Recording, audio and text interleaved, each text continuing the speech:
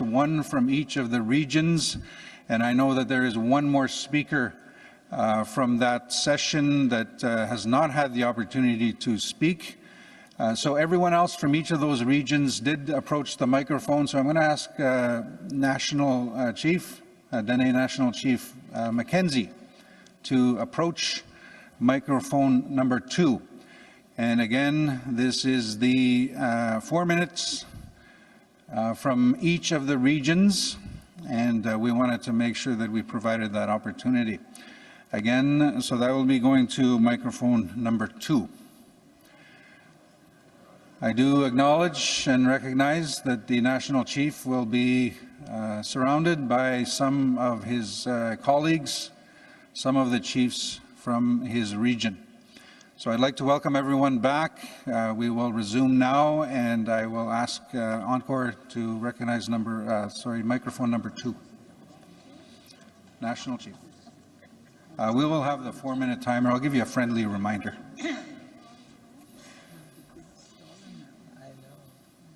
Okay, thank you. An opportunity missed, but nevertheless, I'm going to speak. I look in the hall, just like nobody to speak to. And I was bummed talking to the Prime Minister. So it's like Prime Minister is not here, like I'm speaking to the wall.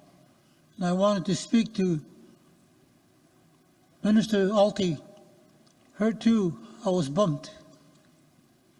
Here, she's not here. It's like I'm speaking to the wall.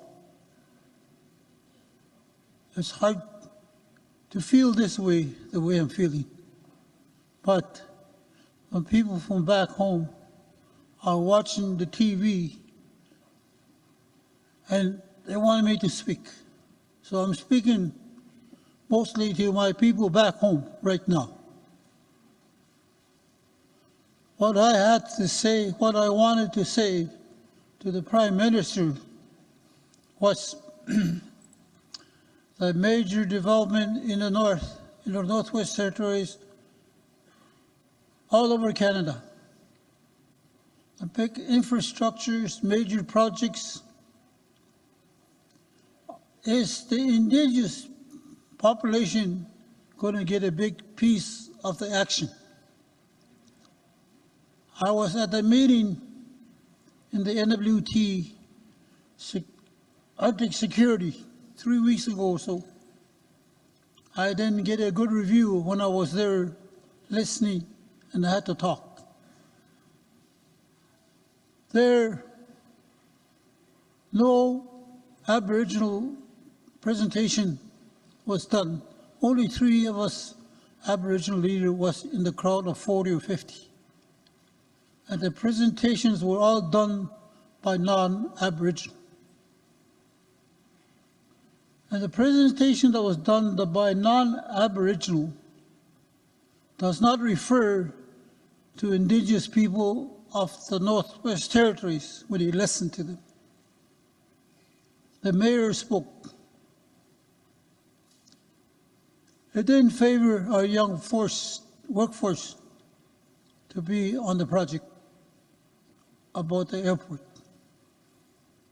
Also, the Minister of NWT, Finance Minister, spoke. When I said it's time that Indigenous people go equity position and find a strong partner to take over those major projects. I spoke like that. And the minister spoke after me. She said it's going to be very challenging. So when you hear comments like that, does that favor the Indigenous people? It does not. That's what I wanted to say to the Prime Minister and Minister Alty. But I said it anyway, because I'm going to be on TV here. It's important that if we're going to say partnership, we mean it. Partnership does not mean giving us 45 minutes of one whole year gathering that we look forward to.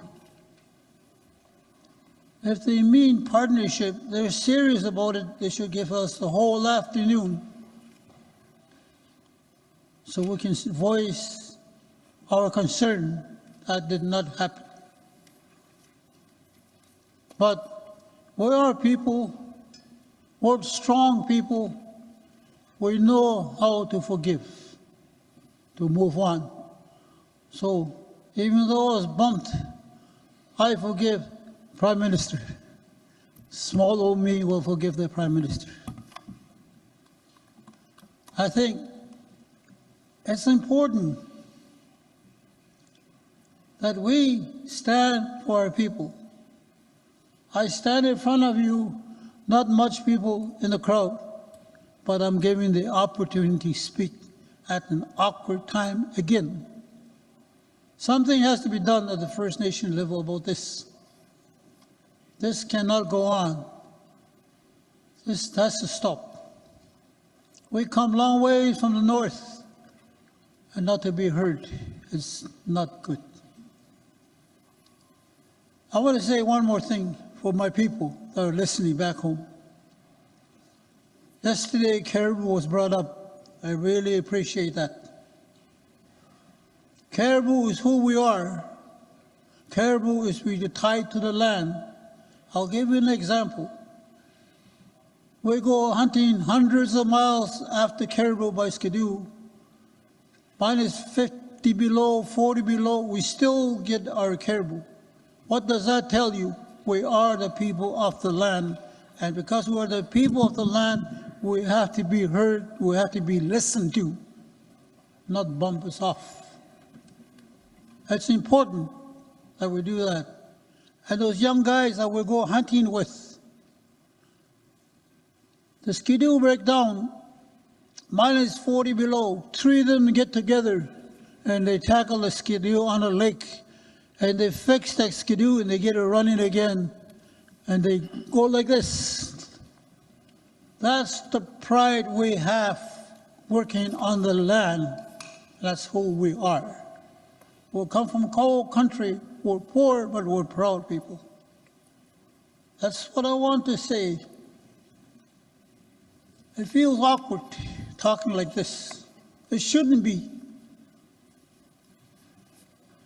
But I'm talking here. I want to say something on child welfare. The presentation is going to happen after me. We support child welfare. I was a teacher, 24 years. And I see the young kids going to school. Monday, they come to class, very sad. You can see them because what happened over the weekend because of alcohol. And Friday, some don't want to go home. That's all related to child welfare. And what we're saying, and my group will make the presentation,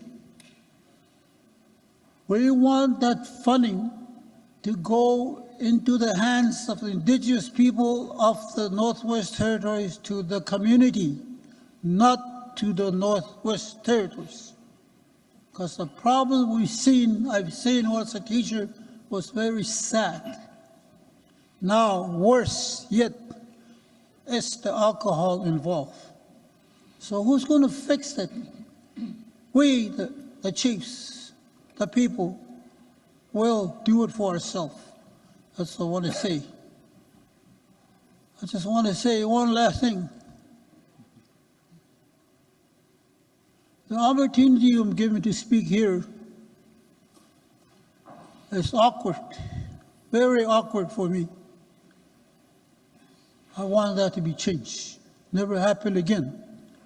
I just want to say a few people are here listening to me, and I go like this to the people back home that are listening. Asicho, thank you. Asicho. Miigwech. APTN National Chief Mackenzie from the Northwest Territories, who is taking the opportunity now, who was on the list to speak when the Prime Minister was here. We're taking a few minutes. We just need to confirm that we do have quorum. We did take a late break, and I know that there are many chiefs in their caucus session, so we're just waiting on quorum, and then we can start on resolutions. But as I am waiting for confirmation that we can proceed, just a note on resolutions. We need to get to them as fairly quickly as possible. We do have 18 on-time resolutions that we would like to get to. At this point, we only have about 2.5 hours. Chiefs, you have told us very clearly and strongly that you would like to get through all of the on-time resolutions. Just to be fair, you've traveled a long ways and you want to get to your resolutions. So again, we have 18 on time, and then we have several late resolutions. We can't get to late resolutions unless we deal with all of the on-time resolutions. So again, we've heard you. You've given us a strong direction. So we need to manage our time fairly effectively and very efficiently to go through the resolutions so that we can get through all the resolutions that you've come forward with. I'm going to go to microphone 2, and then again, we need to get to your resolutions. Microphone 2. Good afternoon. My name is Chief Sylvia Custaja Matadawaban, and I'm from Advocacy. I stand here before this assembly to give the floor to these youth that want to be heard, that want to express their concerns with what's happening today, especially with fast-tracking a lot of these bills and undermining our rights of who we are. And it's time that our youth are standing up, and we have to pay attention, because we always say we're doing this for our future generation and our youth and our future generations. So we need to take the time to give them that voice. They have a strong and powerful voice, and they must lead the way. Mingash.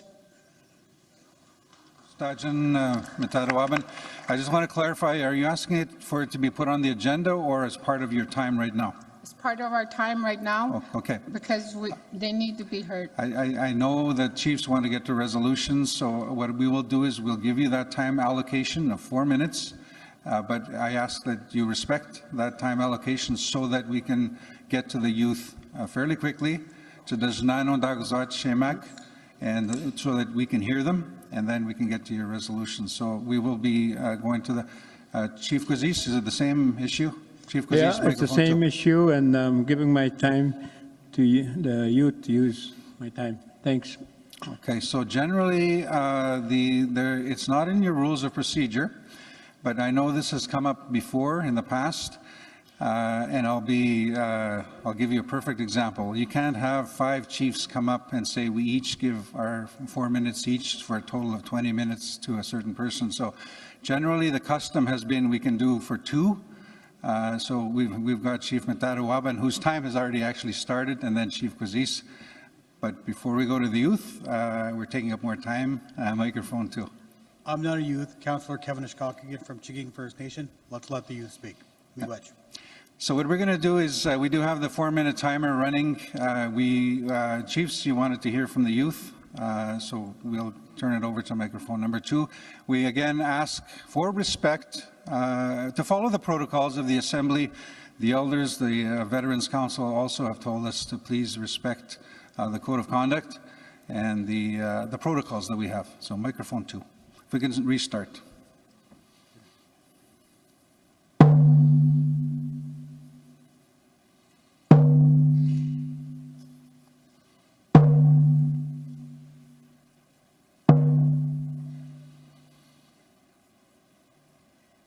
Miigwech, for giving us the floor and being able to address our leadership.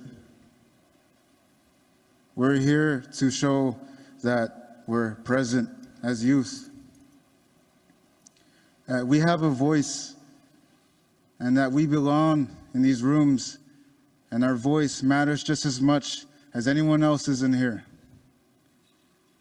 The youth, we want to speak and show that we're here and we're ready to take on the fight with you.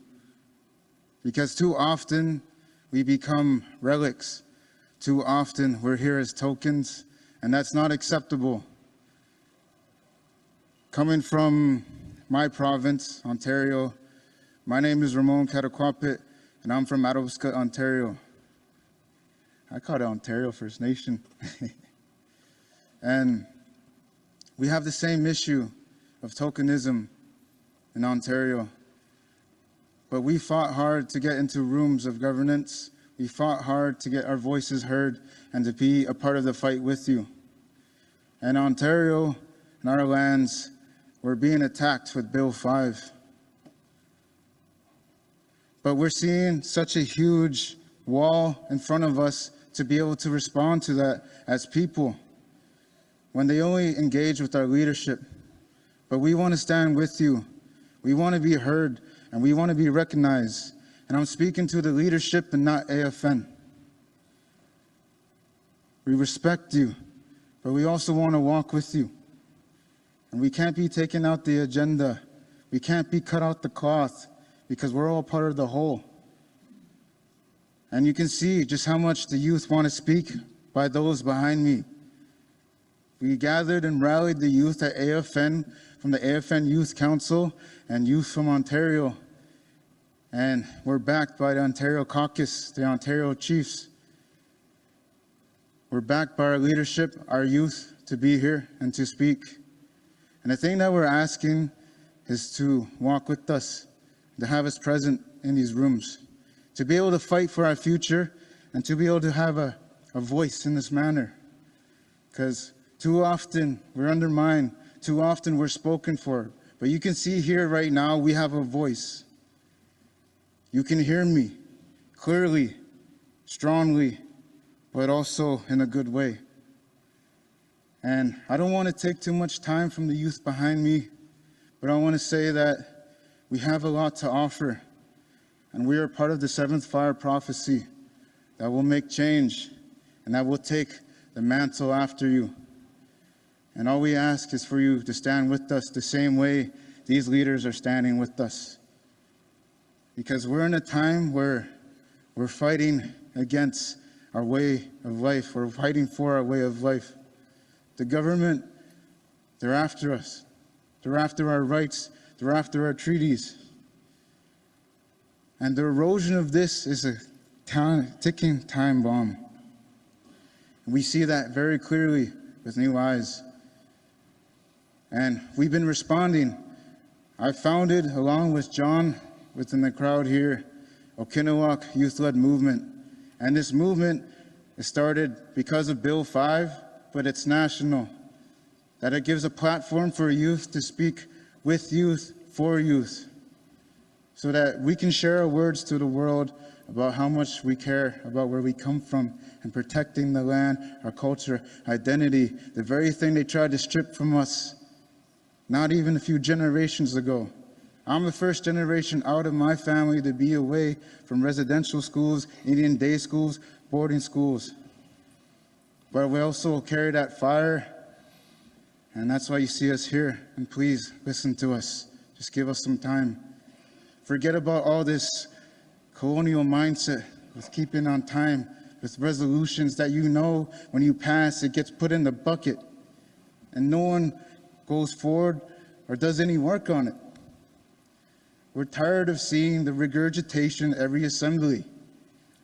If you want real unity, you have to stand up and do it. And I'm not angry at you, but I feel there's something burning in me that's telling me to speak to my leaders. And we have to show you what unity looks like, we will. And this is just something of an example. And please follow us. And we'll do something great. Miigwech, I want to hand it off to my cousin. Miigwech, so we have used up the allotted time for the first chief, and I think we're about halfway through Chief Kwazisa's time allocation. Again, to be respectful of everyone here and mindful of the time, but we'll go back to microphone 2. I'll make it quick. James Way, Geronimo Kataquapit, Nadishna Kasin, Adabaska Dushti Nina. My name is Geronimo Kataquapit.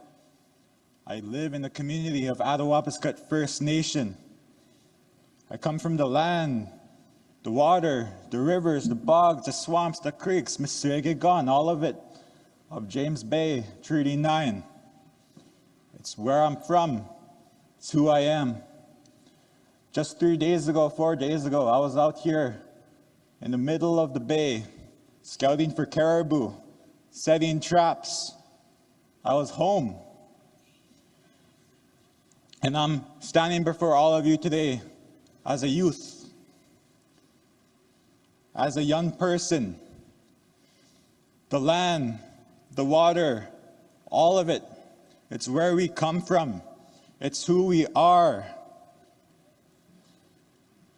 The land, the water, the rivers, all of it, everything right in front of us. Our futures, the youth everywhere. That's what we've had. That's what we will continue to have for time immemorial. With these bills, Bill C5, Bill 5, they endanger some of these lands, the waters. It's our duty, it's our responsibility to protect the land, to protect the water. It's who we are as First Nations people everywhere, from coast to coast, in all 4 directions. And it's who we'll continue to be. The youth here is a mere echo of the youth voice wanting the platform to speak for many, many years. The first time a youth spoke up for me, I was 10 years old in Advocacy First Nation. I was running along reserve, playing in the ditches. Then the person who spoke up for me was Shannon Kustajan. When I first saw her walking around the community, standing up, speaking for our futures, our education, she's the reason I'm here. She got me my school. She got me my future. And it's youth leaders like that who need to continue to be involved, to speak up. And they're here. Look around.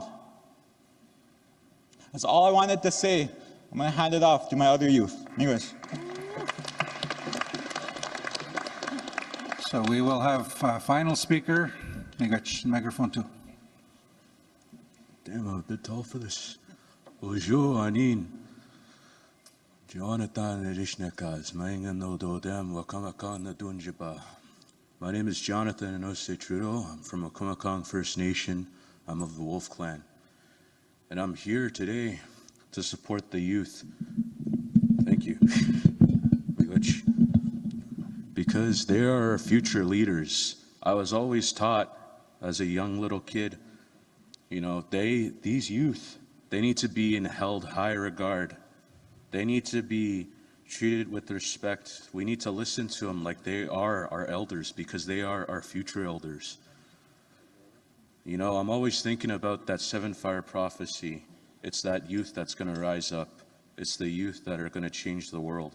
And we need to unite because of what our government is doing to our land. And these youth, they all have voices. And these are just the youth here today, right now. I can tell you there's so many where I live back in Toronto who have strong opinions, and I wish they could be here to talk. But thank you for your time. I want to make this quick. Miigwech.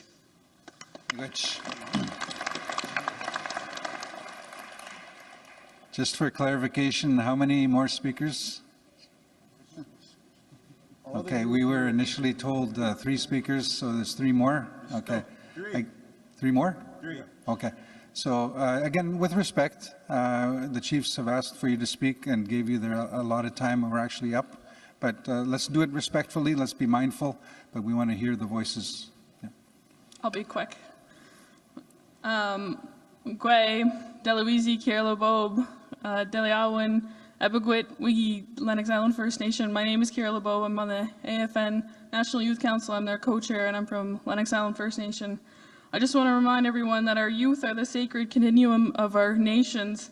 They carry our languages, our bloodlines, and the dreams our ancestors never stopped praying for. When a young person stands up to speak, it is not only their voice they're hearing, it is generations of resilience speaking through them. We often say youth are the future, just like our young chief earlier had said. The youth are also the right now. Right now they are organizing, right now they are strengthening their culture, right now they are advocating for their rights, and right now they are watching how we lead. They are stepping into spaces our ancestors fought for, and they deserve to walk into these spaces with pride, with confidence, and with the knowledge that our nations stand behind them. It is our responsibility as leaders, as aunties and uncles, and as community to ensure that when youth walk into governance spaces like this, they do not feel like guests, they feel like they belong, because they do. Our young people are battling realities many of us never had to face, the impacts of intergenerational trauma, the weight of colonial systems that still try to define who they are, the pressures of social media, mental health, and identity, all while trying to be strong for their families, their schools, and their communities. And yet they rise every time they stand on a hockey rink or a basketball court. They rise every time they bead, drum, or dance. They rise every time they speak their truth, even when it shakes. So imagine how they could rise with more opportunities to lead, with more cultural and language programs, with more spaces where they can express who they are without judgment, without fear, and without barriers. If we want thriving nations 7 generations from now, then we must build those foundations for our youth today, not by speaking for them, but by speaking with them, not by placing them in the corner, but by welcoming them to the front, not just by listening, but by acting on what they say. Every young person who enters leadership is a spark. Imagine what our nations will look like when we don't just protect those sparks, but help them grow into a fire that lights a path forward. Because when we lift up our youth, we honor our ancestors and we protect our future. Let us commit in words and in action to support our young people in every room where decisions are made. Let us say to them with our voices and our choices, you matter here, your voice is powerful here, your dreams belong here, and you are nation's strength today and always. Well, thank you.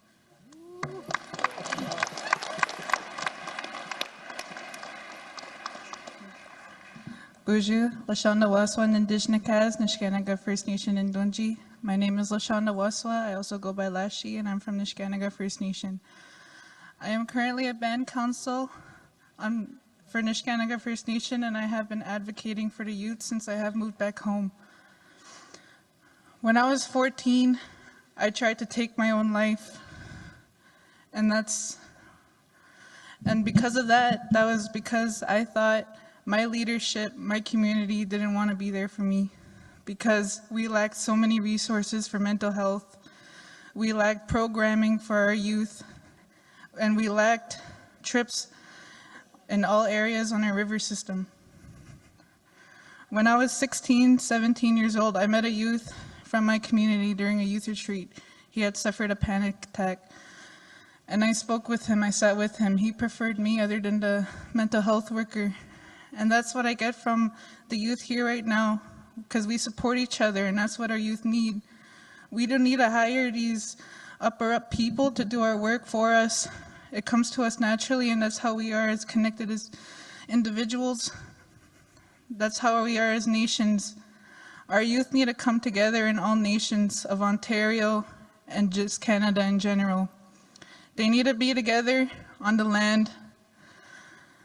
When I heard of AFN and how they do these things, I often wonder why we don't do it out on the land anymore. Knowing that Ontario is one of the largest areas of land that's still untouched, something I want to send a message to the government is that you have touched our Mother Earth without her consent. And that is like touching our mothers without consent. Miigwech.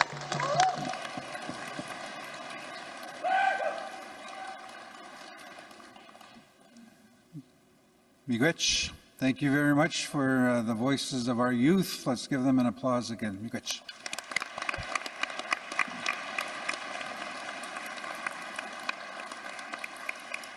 So thank you to the delegation. We will now resume our discussions with resolutions. We now only have 2 hours and 15 minutes to get through all of our on-time resolutions and many late resolutions that you've brought forward you'd like to get dealt with.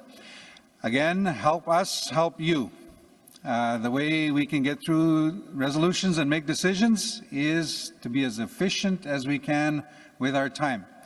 So we'd like to proceed The first resolutions that we will be dealing with are it's actually a basket of resolutions dealing with child welfare. So they're draft resolutions number 3 and draft resolution number 20. So we'll start with draft resolution number 3. We'll have it put up on the screen. Again, as part of this bundle, what we will do is we'll go through the 2 resolutions and then we'll have the votes after those 2. Again, it's the same theme. There's common elements to the 2 resolutions dealing with child welfare. So up on the screen, it should be there now, we do have draft resolution number 3. It's titled Direct Funding to the Dene Nation NWT Region for All Fiscal Transfers, including Child Welfare Compensation and Long-Term Reform. It is moved by Chief Tony Herron. Can I get confirmation Chief Herron is here? Yes? Okay, thank you. Seconded by Chief Lorraine McDonald. Thank you. Mover and seconder are in the room. If you could please stand by. So we'll go down to therefore be it resolved. It reads, and I just want to get confirmation on the red that you see on the screen. Am I reading that? Yeah, there's a change in the whereas and TBIR, but I think if you just read the TBIR, that's fine. Okay. So there is a slight change to the version that you would have received several weeks ago. It's an addition in red. It's up on the screen, but I will read it for the record. I understand the mover and seconder have consented to those additions. No, you have not? Okay. So what I'll need to do before I go to the mover and seconder, I will have to read the resolution. If there are changes, I'll get you to introduce them. Is it the change that's in red on the screen, or is it a different change? Is it a different change? Okay, it's a different change, so I'll come back to microphone. I'll come back to microphone 2. Process is I'll have to read what we have first, and then I'll come back to microphone 2.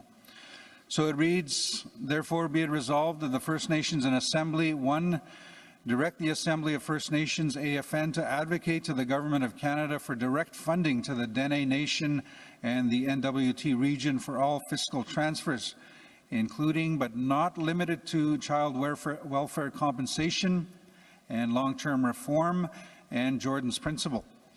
2, emphasize the inherent right of Dene communities to receive funding directly without intermediaries in alignment with their treaty rights and inherent sovereignty.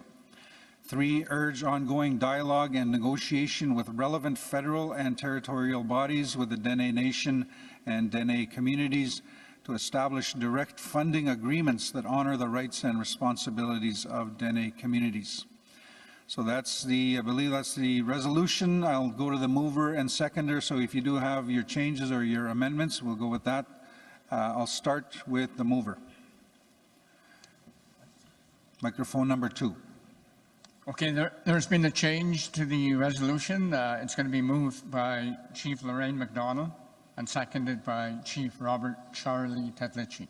Okay, so Chief McDonald is present, I believe, and the seconder is, I just want to make sure we have that noted in the new version.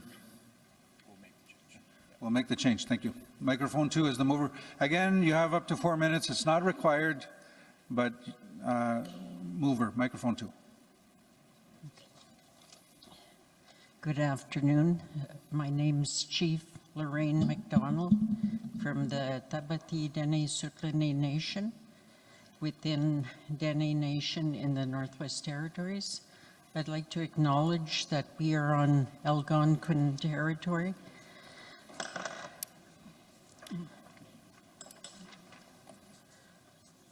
Okay, as we work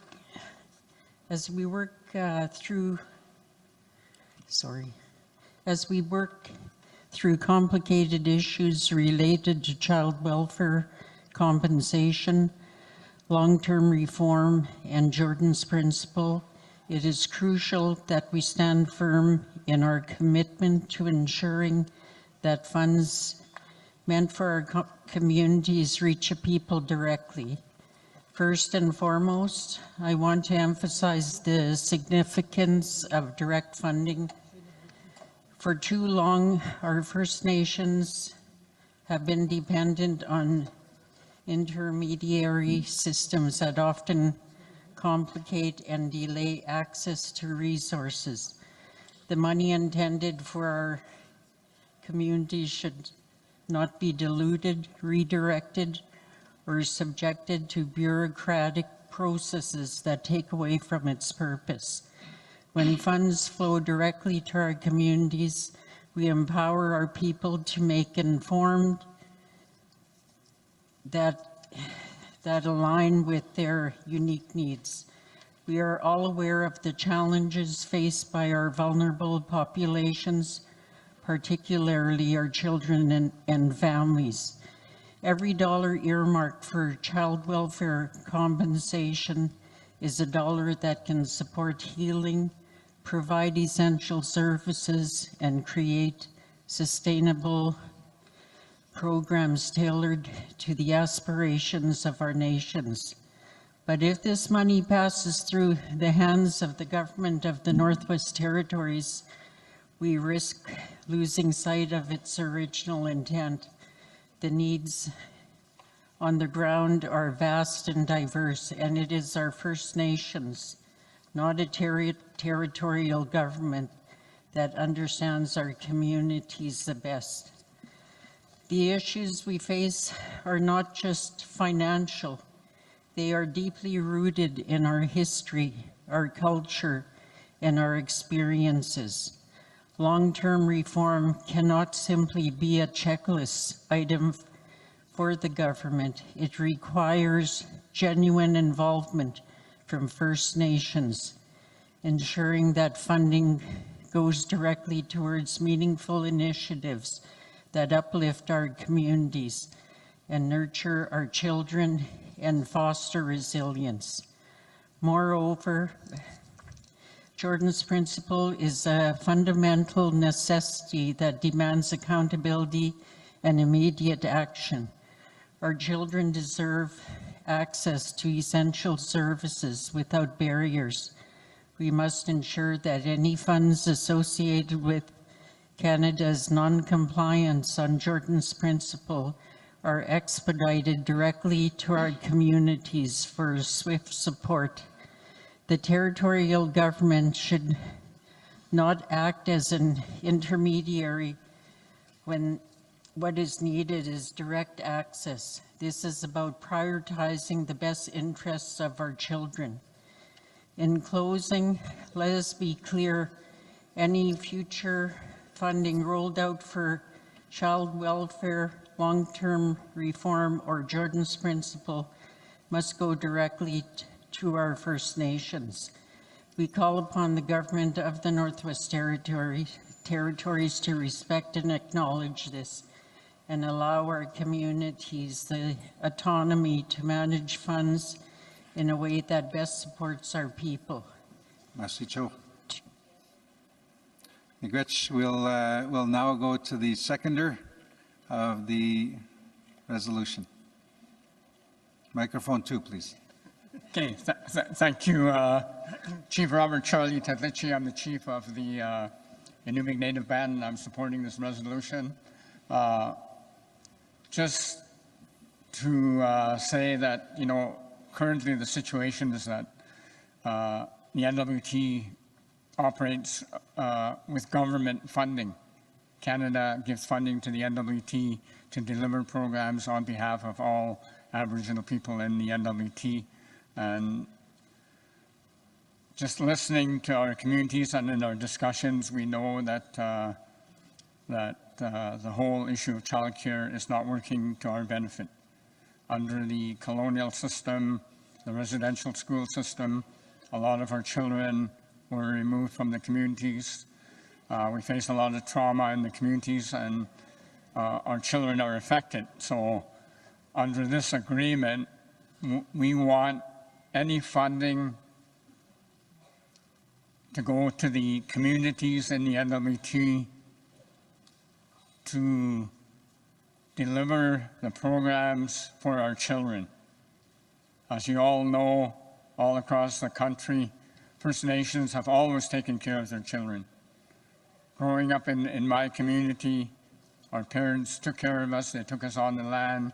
They taught us the culture, the language, and how to survive on the land. And under the colonial system, with government, setting up the communities, that has been taken away from us. But we're in the process of going back onto the land, teaching our children about our language, our culture. And as Chief McDonald says, we want any funding that's going to be allocated given directly to the communities so that they can help their children with their education, their language, their culture, and their on the land activities. So, Masi Cho for the time to respond to this resolution, and I'm asking for the Assembly's support to support us with this resolution. Masi. Masi Cho. So the resolution is before you. We have the support behind the mover and seconder at microphone number 2. What I'll do is I'll follow this order, 2, 1 online, and then I'll come back in a circle. Again, we need to be efficient with our time. I'm going to assume there is support for resolutions, but if you do have opposition, you can state so immediately, or if you're requesting an amendment, if you could get right to the amendment. So we'll start with microphone 1. Over here to my right, microphone 1. Good afternoon, everyone. Once again, I would like to thank for the pipes this morning, as well as give acknowledgement to our youth for being so brave and courageous in speaking today. My name is Erica Bowden. I'm Chief of Cowes First Nation. I'm also the Saskatchewan representative for the NCCC. And we would like to acknowledge the Dene Nation as well as the amazing work that they have done. We have worked in collaboration for the past year and some, and we support all rights holders to receive money directly, and we look forward to continuing to work with the Northwest Territories in long-term reform, as well as working together on behalf of our children and grandchildren and those yet unborn. Thank you. Merci. Nobody else? Microphone 2. My name is Pauline Frost. I'm the chair of the National Children's Chiefs Commission. I am also Gwich'in. I'm from Bantu Gwich'in. These are my relatives back here. The children of the North, the children of this country deserve to be heard. They deserve an opportunity. And we heard the young people. I want to hold my hands up and honor all of the young people that spoke earlier. They are the future leaders. They present a place in our society of reason. They present a place of hope and desire for the things that we did not have as grandmothers and as elders in our communities, as leaders in our communities. We advocate for the rights of Indigenous children, equity, equality. And that's what we're asking for here, and that's what we've been advocating for through the National Children's Chiefs Commission. Every region needs an opportunity to participate in what a variation looks like in their traditional areas, in their regions, and in the language where it speaks to receiving funding directly. That means that the funds, as Canada have designed or allocated historically, cannot get into the hands of another government. You cannot run resources, funding through an agency. And for the Northwest Territories, they have obviously not been considered in the Human Rights Tribunal outcomes or the outcomes that have been presented to the Assembly before, so they stand before you in solidarity. We stand before them in solidarity as chiefs and the Assembly, to give voice and to give support. And I hold my hands up to the chiefs that stand here before you to put a motion and a resolution before you for consideration, that as Canada evolves, and we heard from the Prime Minister yesterday, we heard from Minister Galmasi, Canada wants to work with us, but work with us on our terms, define the principles of practice, culture, integrity, humility. And that's what we have to look for when we look to designing models. Unique circumstances of the regions have to be considered, and no government, no bureaucracy, no system that has pre-existed Indigenous people can ever design a model of efficiency for us other than ourselves. And I want to just say thank you Thank you to the chiefs. Thank you to my relatives for standing up for yourself and presenting to the Assembly a resolution. And we don't want to be the forgotten people. We don't ever want a child to be left behind. And I encourage us all to vote in favor of the resolution. Masi. Masi. Microphone 1. Good afternoon, everybody. I'm in sort of support of my brothers and sisters. You know, that's one of the reasons I spoke back in Calgary against the long-term reform, because nobody should be left out, you know. And self-determination, you know, it's their choice. How do you want to deal with it? No child should be left behind. So I just want everybody to support this resolution, you know. They are our future, our children. And I just want to show my support behind you guys, my brothers and sisters. Love you guys. Masi. Microphone number 2. Yeah, my name is Richard Kushana from way the other side of Great Bear Lake. And I just want to say a little bit about that child welfare. You know, that their children are important to us. And it all, before the white man came, our people made a good living, very strong and healthy. They had no store like that. And I hope that they give us our children that they took away from some of our people. And our dads like that, they taught us the right way to. One time I stole a little thing and a little juice, and he spiked me really hard for that. And that taught me a lesson that all my life I'm scared to steal, even if I see a cent on the land.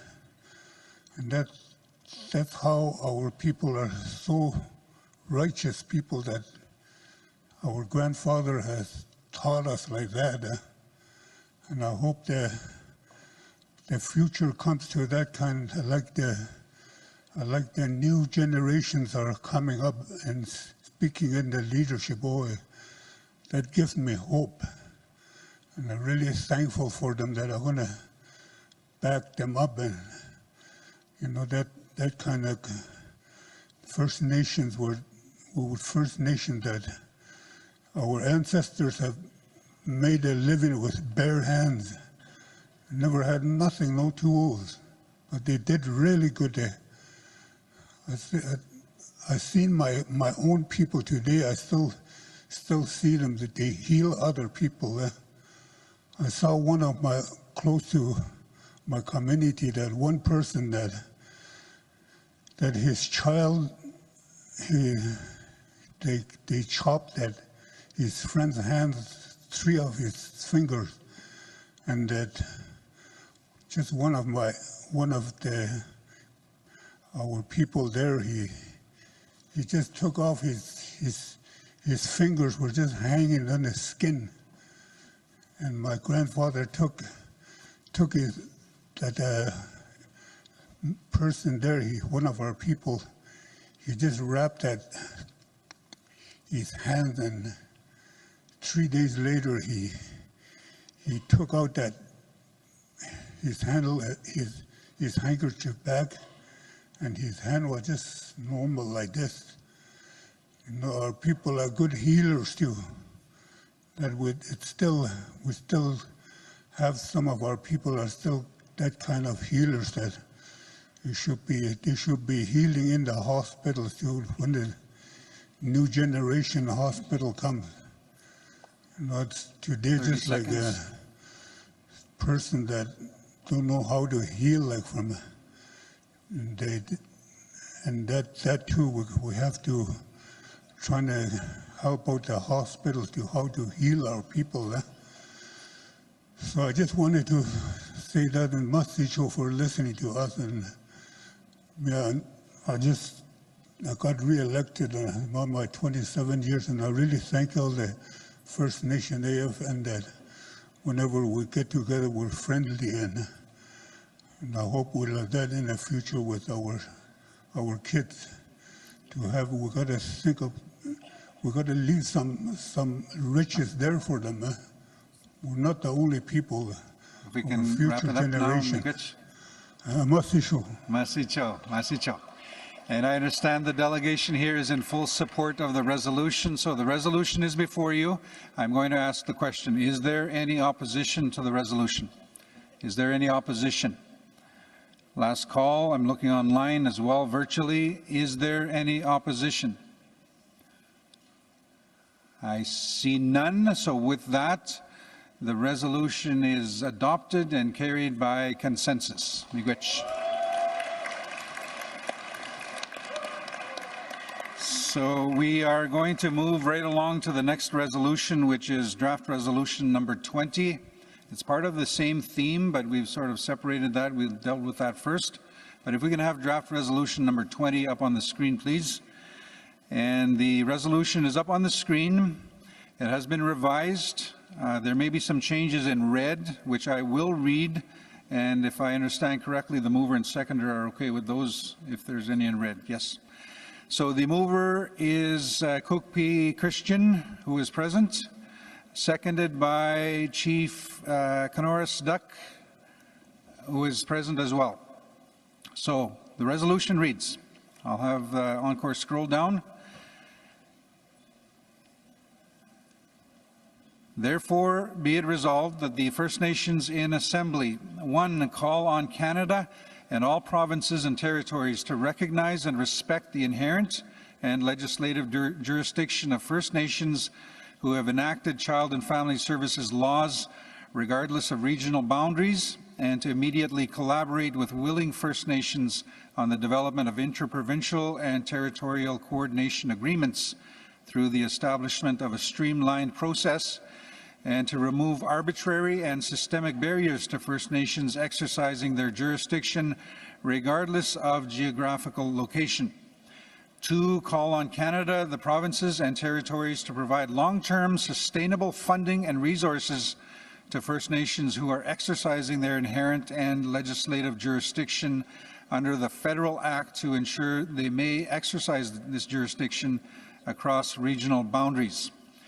3, direct the Assembly of First Nations to urge Canada, the provinces and territories to recognize, respect and uphold the inherent and legislative jurisdiction of First Nations over their children and families, and to advocate for adequate and sustainable resources for First Nations to exercise their jurisdiction.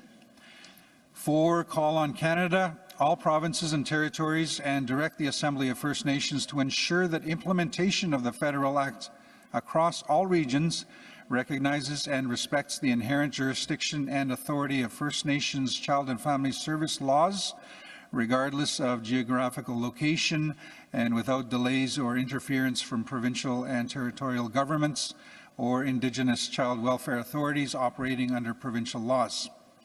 5, affirm that First Nations rights, title, and jurisdiction shall be recognized and respected by Indigenous child welfare authorities providing child and family services on behalf of First Nations and Indigenous governments. 6, call upon the Judiciary of Canada, including all provincial and territorial courts, to recognize and affirm the inherent and legislated jurisdiction of First Nations over their children, youth, and families in all judicial proceedings, regardless of regional boundaries. 7, urge Canada in full partnership with First Nations to establish mandatory judicial education for all courts on First Nations inherent jurisdiction, legal orders, nation-based kinship systems, customary law, and child and family well-being laws. 8, call on Canada and the provinces and territories to work directly with First Nations to ensure that they are affirming and recognizing the paramountcy of First Nation laws over conflicting provincial or territorial legislation. 9, demand that all provinces and territories, when engaged, ensure that any placement, guardianship, and permanency decisions involving First Nations children uphold First Nations legal orders and inherent rights, and that such decisions must not be made without consultation and cooperation and the free, prior, and informed consent of the child's First Nation government or Indigenous governing body. 10, advocate for the creation of mechanisms to address situations where courts or provincial territorial systems fail to recognize First Nations jurisdiction to ensure First Nations inherent rights are upheld and that children are not further displaced from their families, communities, cultures, and nations. 11, call on the Assembly of First Nations to report on this resolution's progress annually to the First Nations and Assembly to ensure improvement for and accountability to our children. So that is the resolution. I've read in red some changes from the earlier versions you may have seen, and my understanding, I just want to get a nod, the mover and seconder are okay with the red? Okay, thank you. Now, I see a large delegation of chiefs at the microphones. Again, I've been reminded we have many resolutions to deal with. We want to be efficient with our time. If you are supporting the resolution, the best way to do it is stand and show support. I'm going to get an indication. This is very informal. Anybody standing at the microphones, are you in favor of the resolution? Just give me, okay. Is anybody opposed to the resolution standing at the microphones? Okay, nobody opposed. Okay. Reason I say that is it looks to me like we have consensus, just informally. But we will give it to the mover and seconder to speak. You don't have to take the full 4 minutes, but it looks like you have support. Microphone number 1. Hello. Mr. Speaker. Spotchin is putting forward this resolution because despite exercising our inherent jurisdiction over child and family services under Spellmachine Bylaw number 3 since 1980, across Canada and elsewhere, and despite signing a coordination agreement under an act respecting First Nations, Inuit, and Métis children, youth, and families, the federal act, we continue to experience barriers to the exercise of our jurisdiction and barriers to assisting our families and children. We continue to experience barriers being put up by Indigenous child welfare authorities who are operating under provincial laws in both British Columbia and other provinces when we are exercising our jurisdiction and when we are working to support our children and families. We remind those authorities that we are exercising our inherent rights under our laws, not provincial laws, and that must be supported and respected, which it has been to some extent, but we're still running into those issues. We're calling on the chiefs and communities to remind these authorities that they have an obligation to uphold and support the exercise of First Nations inherent rights to self-government and the right to provide child and family services according to our laws. They shouldn't be the ones standing in the way, as that is at odds with their own mandates to support First Nations children and families and uphold our sacred laws and teachings about the care of our children and families. We also continue to experience barriers to the exercise of our jurisdiction in other provinces, despite a coordination agreement in BC and despite making efforts to coordinate our jurisdiction in other provinces. The fact that First Nations have to go province by province to coordinate the exercise of our jurisdiction is creating barriers as we work to care for our children and families who live away from home. Some provinces are not taking steps to coordinate their jurisdiction with us, despite our efforts to engage in that process, and this creates challenges to us, but also to all First Nations who are on the path to exercising jurisdiction over child and family services whenever their children and families, wherever their children and families reside. Barriers to the exercise of our inherent rights and the jurisdiction over child and family services need to be removed that we can continue to provide child and family services to our families according to our laws and our sacred responsibilities. That is why we are calling on the chiefs to support our resolution. Cook's Jam. Miigwech Cook Christian for speaking to the resolution. I'll now turn it over to the seconder at microphone number 1. Wekwakwita Basquest Lynn Knorrs Duck Chief from the Chief of the Adams Lake Band. My sign name is Lynn, and I was happy to meet my new friend that just left, Vernon. I too am in support of this resolution with respect to our stamamalt, our children, and to acknowledge the good work of Splacheen, formerly known as Spellumsheen, who initiated the Indian Child Caravan in 1980 that some of us may have been young to remember, but a lot of our elders here would have remembered it as well too, and initiated the path to jurisdiction. So here we are today, 45 years later, still paving the way and working on jurisdiction for our children. And I uphold the sacred responsibility and ask the chiefs for your support to enhance and embrace the sacred responsibility of our children and families as defined by yourselves in your nation. Thank you. Miigwech, thank you. So again, it looks like I'm doing a quick head count, about 13 or 14 chiefs at the microphones. A quick calculation, that's about 52 more minutes of discussion. And we want to be respectful to the other resolutions that you brought forward.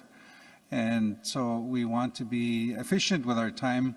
I'm told that you are all in support of the resolution at the microphones, but is there anybody with a specific amendment, just to give me an informal indication, requesting an amendment? Okay, there is one. Everybody else is in support, speaking in support. So with respect, what I'm going to do is I'll go back to microphone 1, and then if we can have the proposed amendment at microphone number 1. Miigwech for that. So we'll start off with microphone. Oh, sorry, we did have somebody online. So the order, of course, is to go online now. So we have Chief Archie Wabas online. Meagichtam gumakan.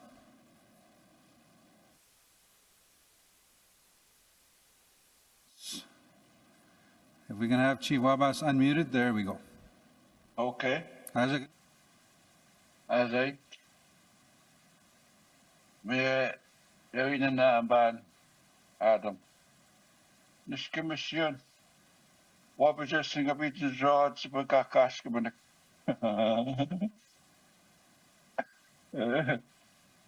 Good day, kiti. May daya. Ando tagagong. I couldn't be at the gathering today because I have a flu, So I didn't want to spread the flu that I have on a microphone and that kind of thing. I just wanted to make a comment because I was not allowed to speak on this presentation regarding Caring Society's presentation and the NCCC's presentation. Yesterday, I wasn't allowed to ask a question after the presentation. My question was, why is the Caring Society fighting Ontario kids at the Canada Human Rights Tribunal? 9 chiefs and Ontario chiefs ratified an Ontario agreement in February 2025. The support was almost unanimous. Only a few First Nations in our region said no, for a specific reason. We have a mandate to go ahead with this agreement with the chiefs. The majority of the chiefs said to go ahead. On March 6, 2025, we filed a motion to the CHRT to approve our agreement. Okay. By the end of March, we had applications from at least 14 First Nations treaty groups and agencies wanting to intervene status in our approval motion. This brought our approval motion to a halt until all those applications were decided. The only ones let in to be the interveners were 2 First Nations from Ontario. And in August 2025, we found out that the Caring Society, Cindy Blackstock, is opposing the Ontario Agreement. We have our hearing to approve our agreement next week. And it won't finish until February 2026. We may lose we may lose a year of funding because of these delays. We have to face the Caring Society saying we shouldn't get our agreement for some reason. I hear everyone saying that they support self-determination, and the self-determination of Ontario First Nations should be respected. I heard the Caring Society say that yesterday the NCC says they support it. But we have heard that they have been pressuring AFN to try to stop it. 30 seconds. My question was, why is Caring Society opposing our self-determination to make this agreement? Why is everyone fighting us in court? Why does everyone say regional agreements are fine? Then they try to stop our agreement. That's the question I wanted to answer. You know, I want to work with the other chiefs of Canada. I want to work with them. All right, thank you. Miigwech Gumakan, Chief Wabas, there was a question there at the end, but I think that was more of a statement as well. Those that you're asking are not here in the room. So, Miigwech, Chief Wabas. We'll go to microphone number 2, to my left.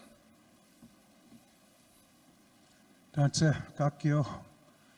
Asemina na nas kamama matay mao tamskat no kakyo wisagamipia.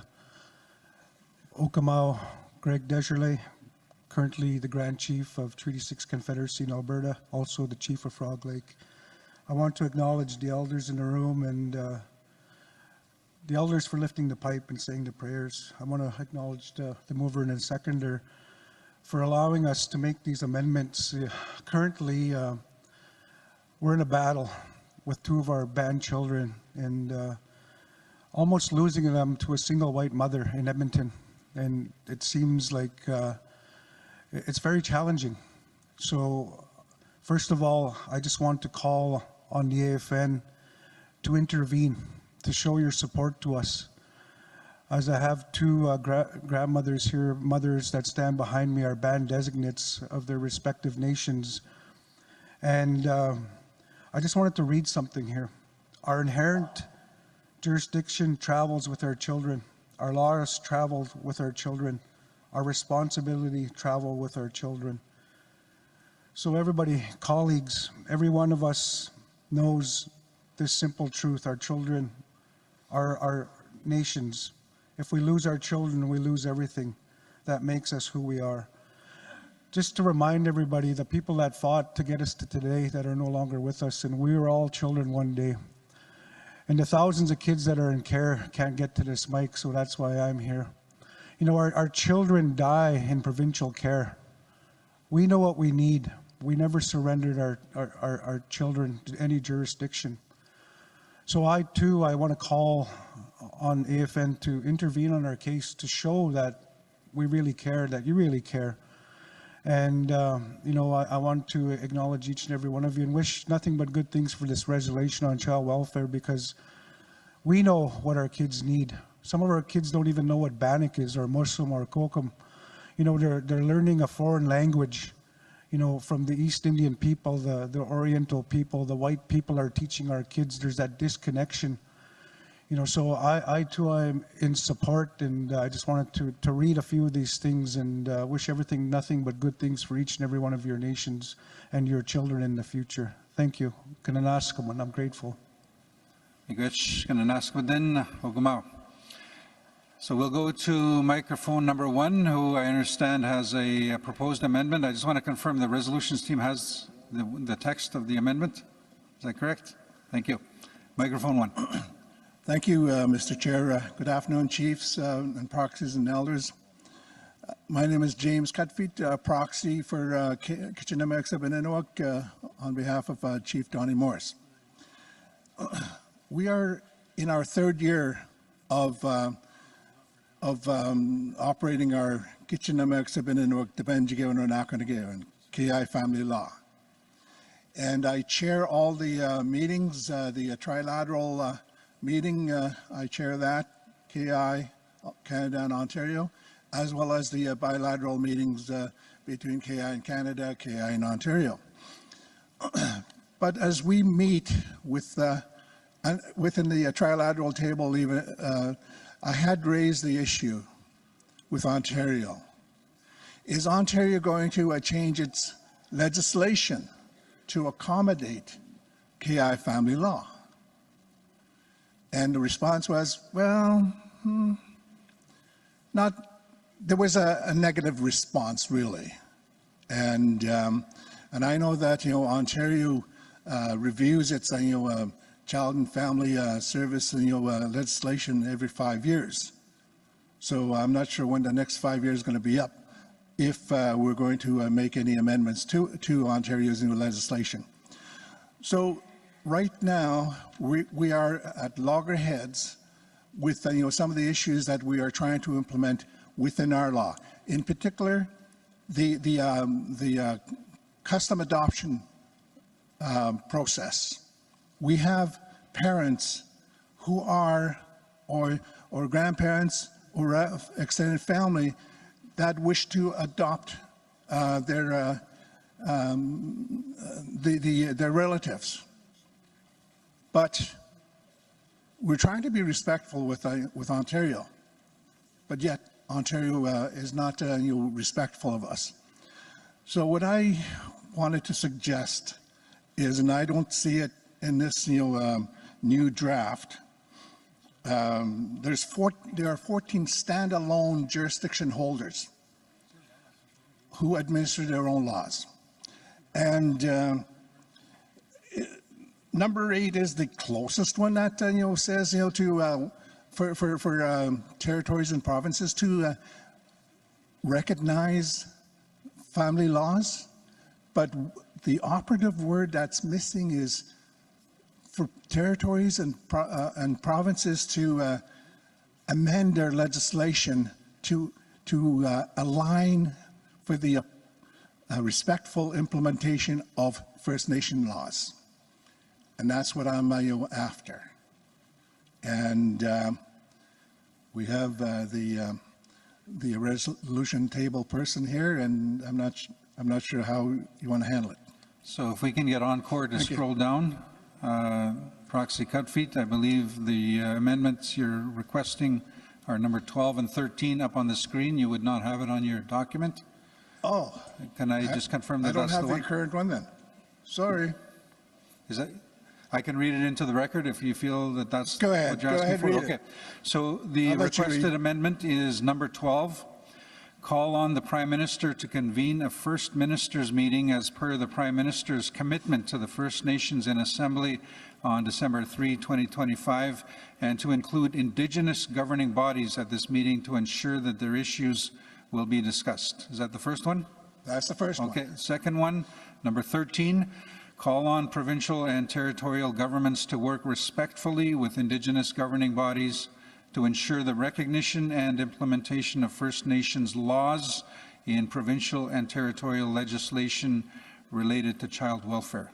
Is that the second one? Those were the friendly amendments that I was hoping to see within the resolution. So we've got the team put it up on the screen. Mover, are you okay with that? Seconder, we got the thumbs up. Okay, Miigwech, thank you. So, okay, is this part of his, James? Because James's time is just pretty much up. No, okay, so I'll follow the order. I'll come back to you. So again, we have, it looks like about 8 chiefs. Let's try and be respectful. I know, I'm hearing consensus. I'm hearing consensus that this is going to pass. And now it's a formality, but we'll go to microphone 2, be efficient with our time. Miigwech. Judy Wilson, Red Hummingbird. I'm a proxy holder for First Union Band. I just wanted to have the opportunity to clarify what Chief Warboss is saying. It's really a technical issue.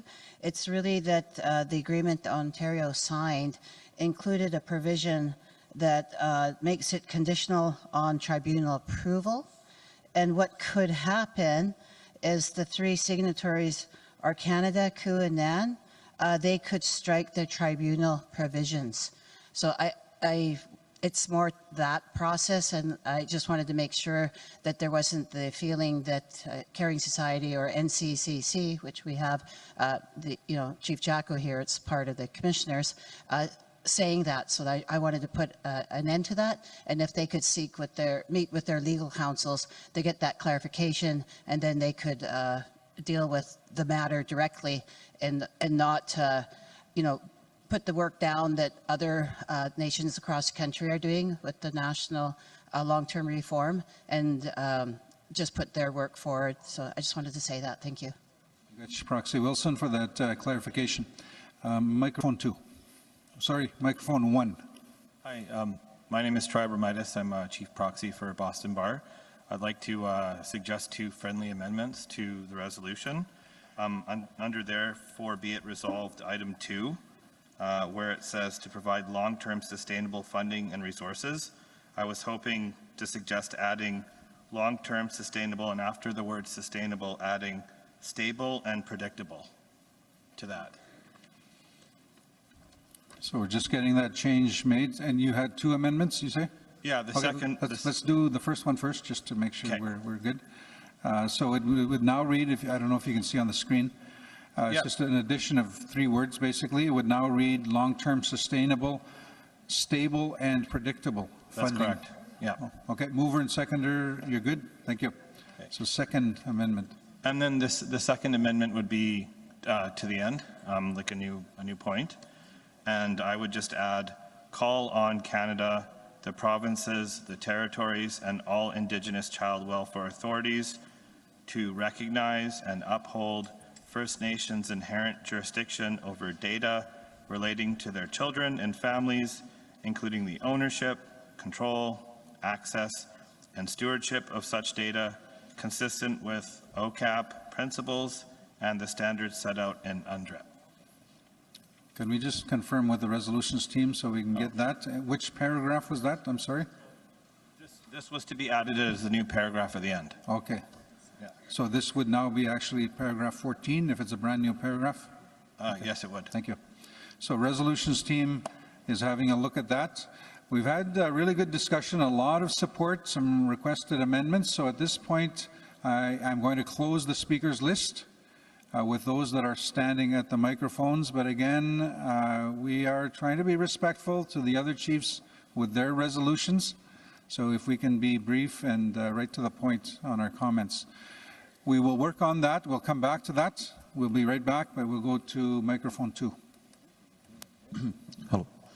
Don Sekalkio, Chief Desmond Bull of the Louisville Tribe of the Musqueam Nation of Treaty 6 territory.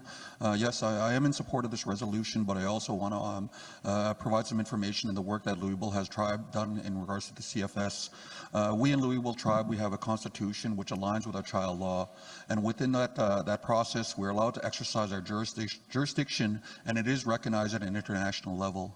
So I'm up here and just wanted to share this information to other nations and tribes that want to learn how we created that process. Our doors are open for conversation, whether we create an MOU or a treaty-based understanding in regards to sharing information and learning best practices from each other. So this is just something I want to share. We have already created the work that is done in Louisville. Our jurisdiction is already recognized with our law and our constitution. And if anybody wants to learn that process, our doors are open in Louisville. Hi, hi. Namaskabun. Hi, Igwich.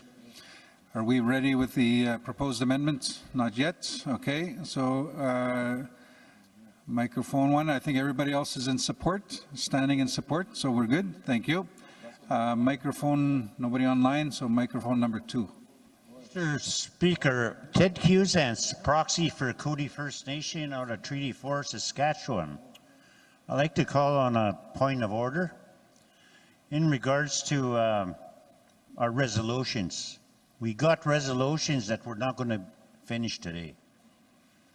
We spent going on 2 hours. We only done 3.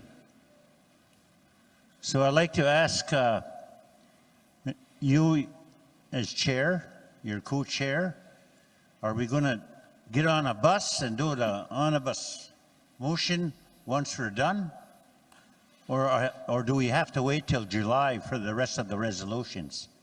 So that's my point of order. I'd like to get some hope and direction, because there's a lot of important resolutions that are in the package and we aren't going to get to them today. Thank you very much. Proxy Kazis. So it's been raised as a point of order. I'm not sure if that's, I think it's more of a statement, is that we need to get through all the resolutions, otherwise we may need to do a full basket vote all at once. So chiefs, proxies, I hear you. We're getting messages. Chiefs want their resolutions brought forward. Please help us help you so that we can get through this. If we can do it efficiently, that would be great. Everyone is, you can speak for 4 minutes according to your rules, but you don't have to use the full 4 minutes. So we have the proposed amendment up on the screen. We will do our best to get through all the resolutions.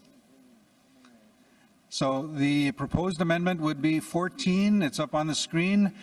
Call on Canada, the provinces, the territories, and all Indigenous child welfare authorities to recognize and uphold First Nations' inherent jurisdiction over data relating to their children and families, including ownership, control, access, and stewardship of such data consistent with OCAP principles and the standards set out in the UN Declaration.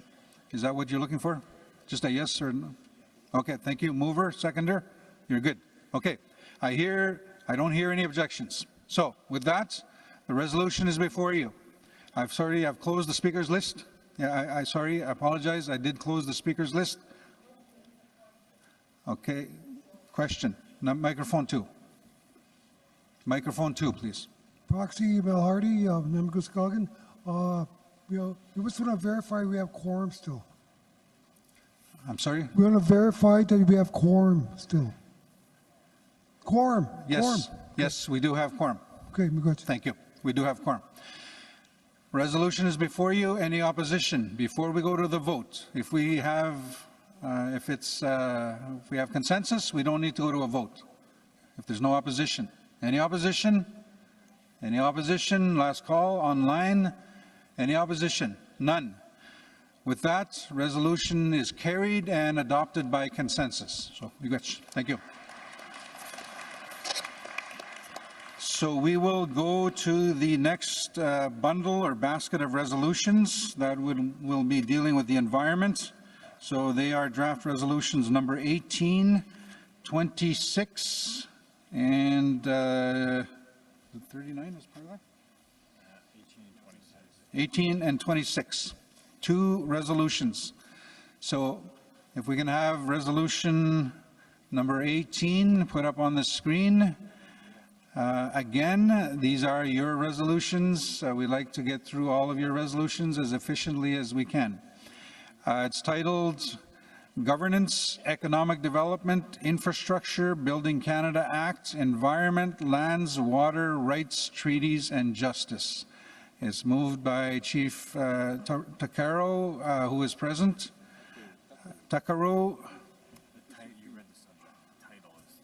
Sorry, I've just been reminded, I read the subject. That's not the title of the resolution. So the title of the resolution is Opposition to Treat and Release Toxic Tailings and All Environmental Racism. That is the title of the resolution. Seconded by Chief Jacko, who is also present. So we are going to scroll down to the therefore be it resolved. It says,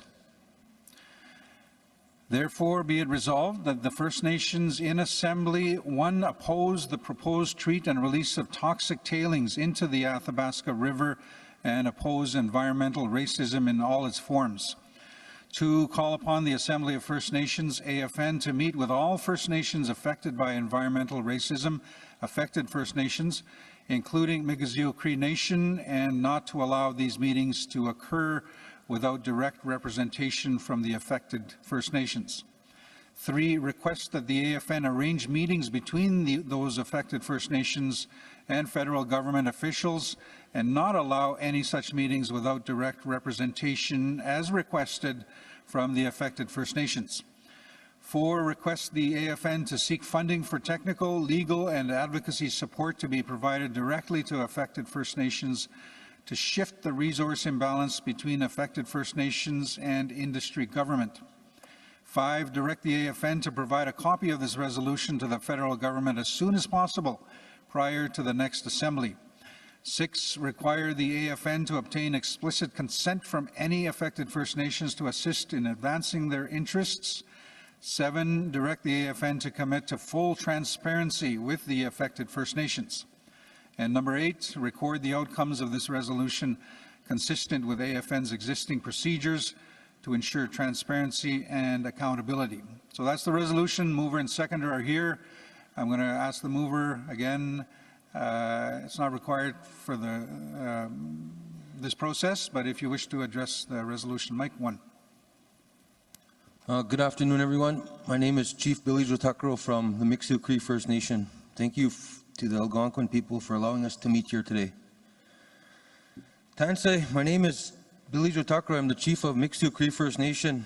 Our home is situated downstream of one of the largest industrial projects in the world.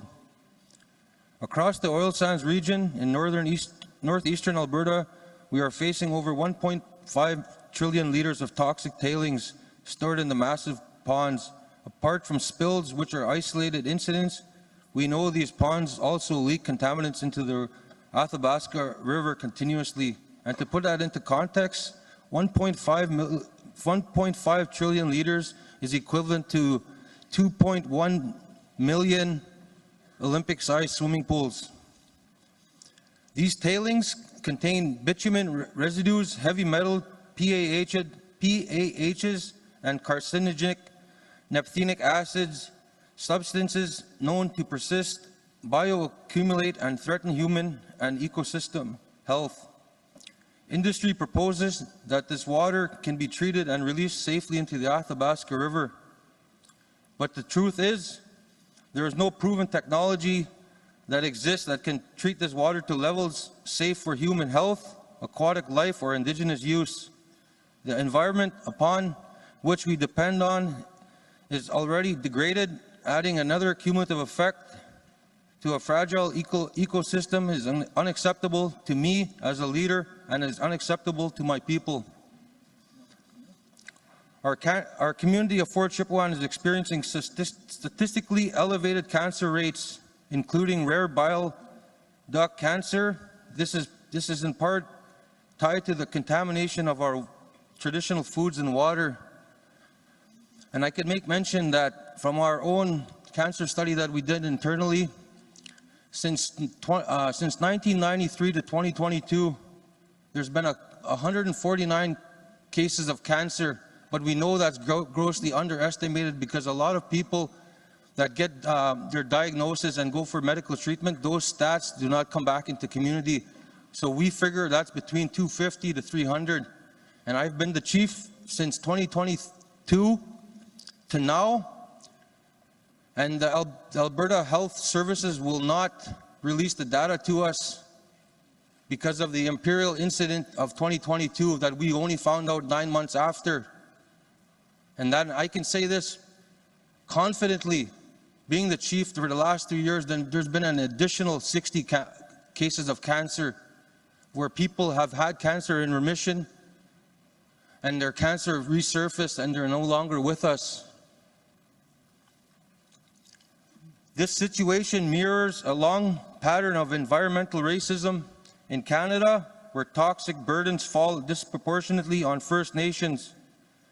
To be clear, the Migiziou Cree First Nation does not consent to any treat and release of tailings, as it threatens our treaty rights, food security, water quality, and community health. While there are no approved guidelines for the release of treated tailings to date, industry is pushing for this to become a reality as their tailings ponds reach capacity and their mine closure plans require them to reclaim the land they've disturbed. Ignoring Indigenous science, bypassing meaningful consultation and fast-tracking industrial discharge into Indigenous homelands is not policy failure. Okay.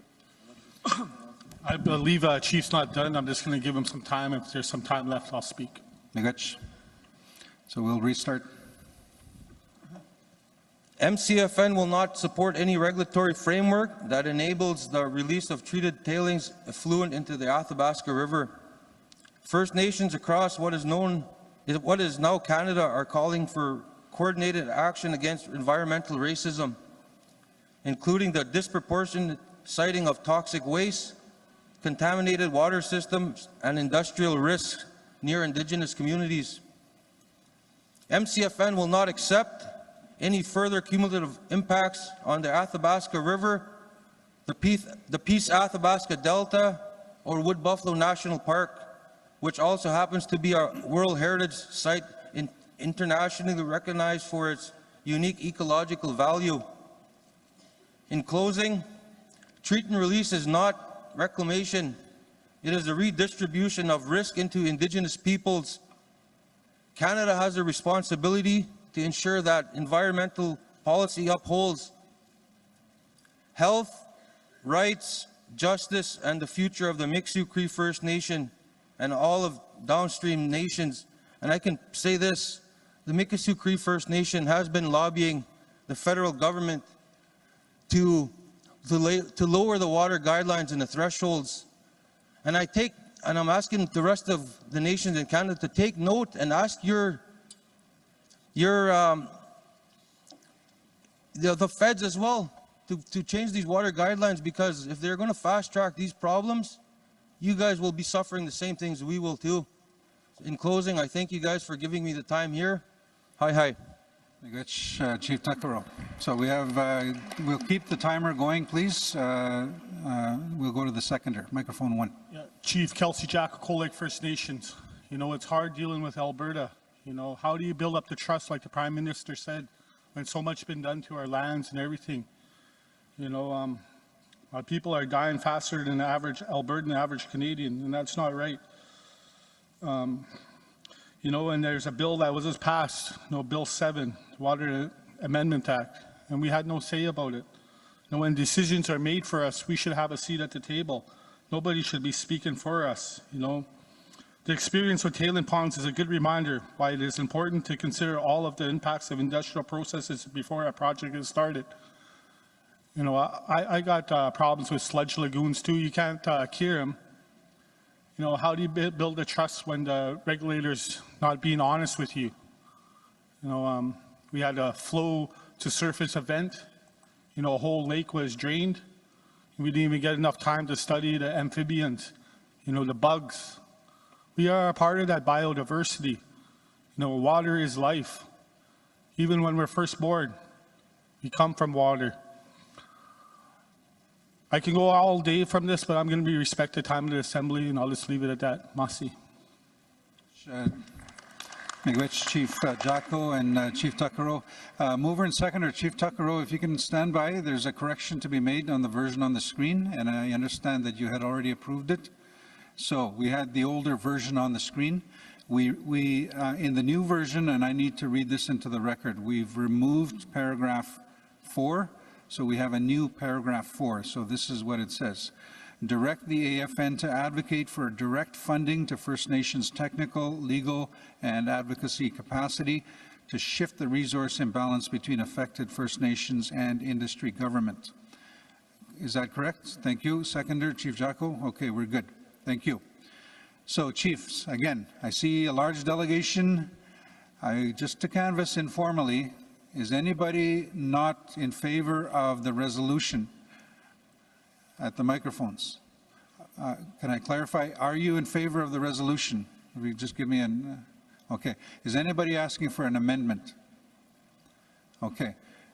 Chiefs, you directed us on the floor to try and get through all the resolutions. If I recognize everyone, it's going to take some time. And as Chief Jocko said, we'll be respectful and we'd like to get this supported. But I will ask you, again, to be mindful and respectful, but I don't want to shut anybody down. But if you're okay supporting and standing in support, I'm getting nods. Nobody online. Microphone number 2. Questions being called. Thank you. I take that under advisement. Microphone 2. I'm Dan Wilson, Okanagan Indian Band. I'm in support of this, but also want to bring attention that this is a national matter. In BC, we're faced with fast-tracking legislation through the provincial government as well. My band, the Okanagan Band, we've been in the media recently objecting to Zeeman Mines that wants to put a gold mine right in the directly above our reserve. We've been opposed to this since 1990, but somehow they got a an exploratory permit last year, and they've been in the media basically trying to sell this mine. And we're in the process of reestablishing salmon in the north end of Okanagan Lake, and so I've been in the media objecting to this mine and the province approving the mine. We've also involved in a safe drinking water case along with some Alberta bands, and we started that in 2018, and we put our case into abeyance to make way for negotiations. We have been negotiating with Canada, but this past August we all received letters from Canada saying that they are no longer obligated to negotiate these safe water claims. So it looks like we have no other choice but to revive our court cases and challenge them at court on this. There was a class action suit that was settled, and a number of our surrounding bands received cash settlements. So my membership is strongly adamant that they want a settlement as well. So it looks like we'll be proceeding to court on that. And just like to point out that I think that Canada is in a really weak position, because in their statement of claim, they said that Canada and the Minister of Indian Affairs does not have a fiduciary duty to provide safe drinking water to my membership. I think that's totally ludicrous, as I mentioned before. They're the ones that created this fiduciary duty. They're the ones that placed us on reserve. They're the ones that made these promises to provide us the necessities to live peacefully on the reserve. And for them to make that statement in their statement of claim, I think is just ludicrous. So anyways, I'll just leave it at that. And I'll be updating this assembly next year on the status of our water case, and also our objections to the mine in our area. Also, we also been approached by the province and the mining company in a mountain between my reserve, the Brown Lake Treatment Center, and the city of Armstrong. They've another preliminary exploration permit, and they discovered rare earth silica, and there's a reason why Western countries has allowed China to take the lead on these 30 seconds on these kind of mines. There's a lot of toxic chemicals that have to be used to extract these rare earths, so we keep you updated on that. Miigwech, thank you. I'm told the delegation is in support. With respect, is it okay if I canvass for a consensus now? With respect, thank you. I'm getting nods. Resolution is before you. Chiefs, before we go to resolution or vote, is there any opposition? Is there any opposition to the resolution? Last call. I'm looking online as well. None online. Any opposition? None. So with that, resolution is carried by consensus, adopted by consensus. Thank you. So we'll move on to the next environment resolution, which is draft resolution number 26. So if I can have draft resolution 26 up on the screen, please. I'm assuming it's going to be the most recent version. There it is. And this time I'll read the title. It's titled Support for International Partnership with Indigenous Peoples on Joint Climate and Biodiversity Action. It's moved by Proxy Judy Wilson, I know is here. Oh, right here, thank you. Seconded by Chief Charlie Tedlici, who is here as well. Thank you. We'll go down to therefore be it resolved. It reads, therefore be it resolved that the First Nations in Assembly, one, reaffirm that First Nations knowledge systems, teachings, and ways of life serve as valuable contributions in addressing climate change strategies and form the foundation of First Nations climate and biodiversity action. 2, support the Assembly of First Nations, AFN, to advocate for First Nations internationally in line with the AFN National Climate Strategy, guided by the Advisory Committee on Climate Action and the Environment and other relevant AFN Chiefs Committees, and to report back to the First Nations in Assembly on relevant updates and outcomes. Number 3 would, this is changed from the original versions, it's up on the screen. It reads, direct the AFN to, sorry, I'll read it again. Direct the AFN to call on Canada to fund the full and effective participation of First Nations in multilateral agreements, including the United Nations Framework Convention on Climate Change, UNFCCC, and the Convention on Biological Diversity, CBD, and to conduct regional information sessions to support their direct involvement, capacity building, strengthen coordination, and to expand the diversity of First Nations representation in multilateral processes. Number 4, support the AFN to partner with the Asia Indigenous Peoples Pact, AIPP, to create dialogue between First Nations and Indigenous peoples in the Indo-Pacific on biodiversity, climate action, and nature-based solutions, considering the importance of A, strengthening the recognition of Indigenous peoples' knowledge systems, worldviews, and values as contributions to addressing the climate and biodiversity crisis. B, advancing the recognition and protection of Indigenous peoples' rights, particularly their right to self-determination. C, prioritizing the voices of Indigenous women and gender-diverse peoples in climate and biodiversity action. And D, strengthening Indigenous peoples' representation in climate change and biodiversity forums and intergovernmental fora. Number 5, call on Canada to provide stable, direct funding to First Nations for biodiversity and climate actions, and to develop meaningful partnerships with Indigenous peoples globally, including through international climate and biodiversity finance mechanisms. Number 6, express solidarity with Indigenous peoples around the world as they advocate for the recognition, protection, and implementation of their inherent rights, reaffirmed in the United Nations Declaration on the Rights of Indigenous Peoples. So that's the resolution. Mover and seconder are here. It's not required, but up to 4 minutes. Microphone 1. Judy Wilson, Red Hummingbird, proxy holder for Sirius Indian Band. And I just wanted to relay that as a member of the Advisory Committee on Climate Action and on the environment, I'm here to move draft 26. It strengthens the partnership between First Nations and our sisters and brothers globally about our land and our waters, many of which we heard a lot of the issues here is happening globally as well. And around the world, Indigenous people are unduly affected by the rapid climate changing, which is already many stories we could tell ourselves. However, we play an essential role in combating it, drawing from our ways of knowing and being that are rooted in our relationship with all creation.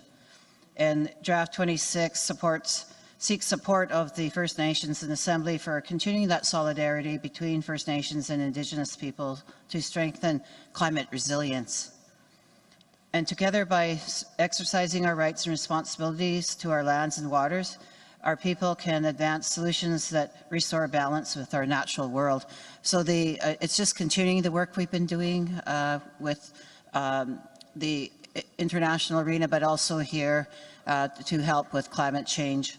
So the amendments, I think they are clear on the amendments. I'm not sure if I should go elaborate more on the amendments. I don't want to take up too much time, but we worked very hard to ensure that the amendments were worked in there, and I'm not seeing any opposition to the amendments, so I'm not sure if I should speak on them. Thank you. We'll go to the seconder. Microphone 1.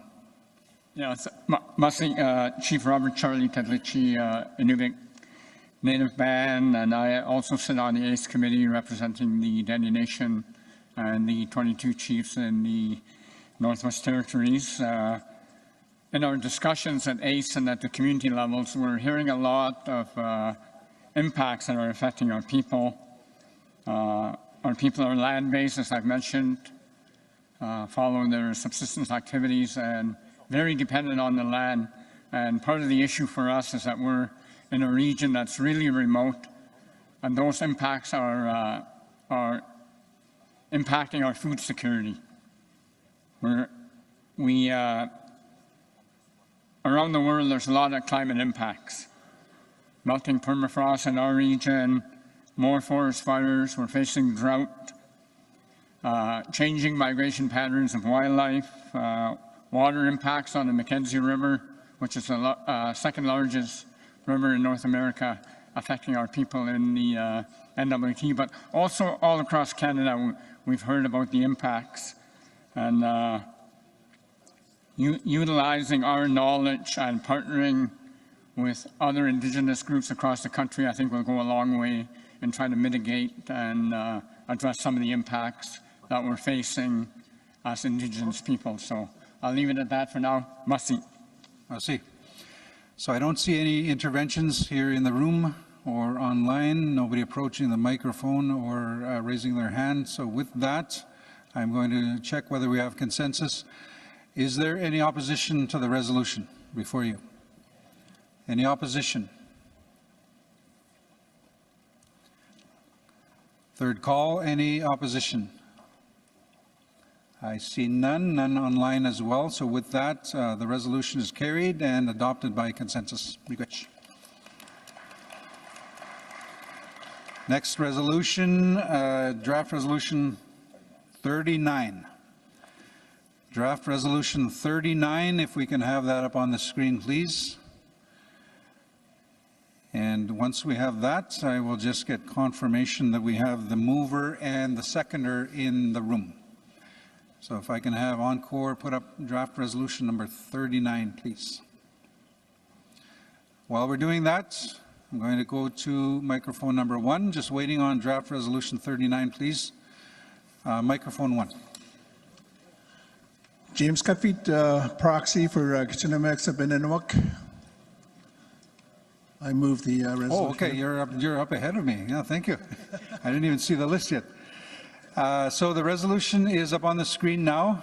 It's titled Affirming First Nations Rights to Identify Their Citizens, Bill S2, an act to amend the Indian Act. So as we just heard, it's moved by James Cutfeet, who is here, and it is seconded by Alan Brown, proxy, who's also here. So we'll scroll down to therefore be it resolved. There have been changes to the original version, so I'm going to read the changes into the record, and it's also up on the screen. So, and I understand the mover and seconder are okay with those? Okay, good. So it reads, therefore be it resolved that the First Nations and Assembly, 1, acknowledge that Bill S2 addresses one of the most harmful discriminatory provisions in the Indian Act, including enfranchisement and the second generation cutoff, that were meant to lead to legislative extinction of First Nations, but affirm that these changes do not fully eliminate sex and gender-based discrimination in the Indian Act. Sorry, I'm just reading through the changes as well. Yes, go down to paragraph 2. call on Canada to immediately and without delay end all remaining sex and race-based discrimination in the Indian Act to prevent the legislative extinction of status Indians and First Nations, and take steps to recognize First Nations' inherent jurisdiction over citizenship and membership. 3, assert that any federal changes to Indian registration must not infringe upon First Nations' sovereign authority to determine citizenship and membership. 4, call upon the House of Commons, the Senate, and the Government of Canada to ensure that any amendments or implementation of Bill S2 proceed with the understanding that First Nations have inherent jurisdiction over citizenship and membership, period. Number 5, direct the AFN to advocate for the immediate co-development of a First Nations-led federally funded national implementation framework. Once Bill S2 as amended passes, the framework must include established timelines, responsibilities, dispute resolution mechanisms, funding, and accountability measures, co-governed by First Nations rights holders to determine how best to implement First Nations jurisdiction over membership and citizenship. The development of this framework will be guided by APTN National and regional First Nations tables to be determined by First Nations. Paragraph 6, demand that Canada commit to targeted, ongoing, stable funding to offset any potential fiscal impacts of increased registration, including transitional, short-term, and long-term funding for governance, registration, administration, housing, health, education, social issues, infrastructure, and other essential supports. 7, call upon Canada to resource a First Nations-led communications and outreach strategy for impacted families and rights holders, including legal supports, culturally appropriate information materials, and public education led by First Nations. If we can scroll down, I believe that's it. Yes. So that's the resolution. Mover and seconder are here. Again, you don't have to take up the full 4 minutes, but microphone 1. Thank you, Chair. Good afternoon again, chiefs and proxies and elders. I would like to thank, first of all, the resolution table for working with us to amalgamate 4 resolutions into what you have here with what you see this afternoon. And I would like to thank Manitoba, Saskatchewan, and I guess Ontario, us, and our famous activist, Sharon McIver was at our table also representing BC. I'd like to thank everyone for that. And the thing that we tried to do is to make sure that everybody's concerns were addressed within this resolution. And I hope we achieved that outcome. And I hope you can support it as is.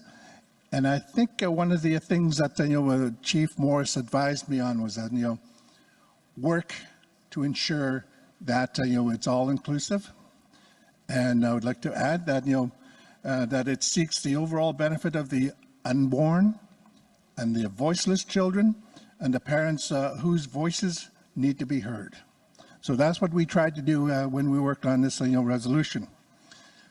And just to give you an indication what would have happened if Bill S2 had just gone through. I have 2 grandsons, and one is about to get married, maybe in a year or 2, and if they have children, those great-grandchildren of mine would be non-members of KI. Another grandson, hopefully once he starts dating, gets married eventually, may be with an Indigenous person, and if they were to have children, those would be KI members. So it would feel, to me, it would feel like as if a limb was severed from me. If one set of great-grandchildren were non-members, and another set members. So that's the situation that we try to arrive at to make sure that the draft that you have here is supportive of all persons across. Now, how much time? Okay. I will go through further changes that have been presented to us as of now. And in number 1, where it says after the word cutoff, that will lead to legislative extinction of First Nations. Will is added in there. And as we go through, but affirm that these changes do not eliminate sex and race-based discrimination in the Indian Act. And number 2,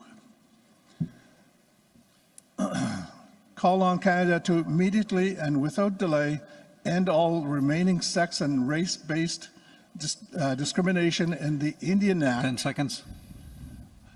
Okay, and then you go to the end, and to take steps to recognize and facilitate the exercise of First Nations inherent jurisdiction over citizenship and membership. There we go. Miigwech, Proxy Cutfeed. So before we deal with those, maybe give those to the resolutions team. We'll come back. But for now, we'll go to the seconder. Also, just some clarification, chiefs and proxies. There are some questions. This actually is a merging of several resolutions. It's been amended several times. So the version that you have was again amended. And that's the version that I read into the record that will now be amended again. Just for clarification, this is the newest version up on the screen. Proxy Alan Brown, seconder, if you want to speak to the resolution. Again, it's not required. And then I will come back to the mover for the amendment. Microphone 1. Thank you. I just want to say thank you for Chiefs and Assembly, elders and proxies for supporting this resolution. This resolution is based on our inherent right and the rights of our people, and also the First Nation autonomy to execute their own powers over the citizenship and our membership. Thank you. So support for the resolution. Are we ready with the amendments? Okay, not yet. Okay, not yet. So nobody online. Microphone 2, again, mindful of the time. Microphone 2, please. Maybe just a comment on whether the Section 10 and the Section 11 that impacts First Nations when it comes to Indian registry. On the Section 11, it's still Ottawa or wherever the departments are making decisions on First Nations and where they get their status. And then on the Section 10, now you're in control of the Section 10 to decide whether you're accepting other band members.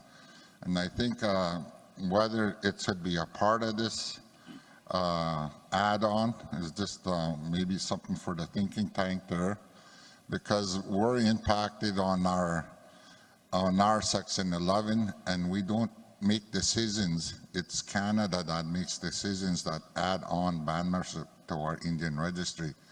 And our thinking is that we should be going to Section 10 to decide who our membership are. So I know a lot of First Nations and maybe some First Nations are accepting this, but you know, for us, we like to decide who our membership are coming on, and because they never consult with our Indian registry back at home, they just make that decision in Ottawa, and now we need clarification whether they're actually First Nations band members. Just my comment there. Legacy. And hurry up with the resolution. You're gradually losing quorum here. What's this? Chief Calvin Sanderson from State Prison. Thank you. Miigwech, Chief, at microphone 2.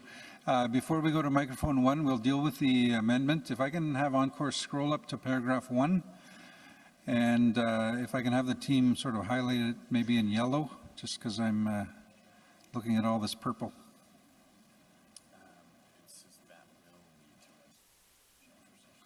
Okay, so the addition would be that will lead to legislative extinction of First Nations.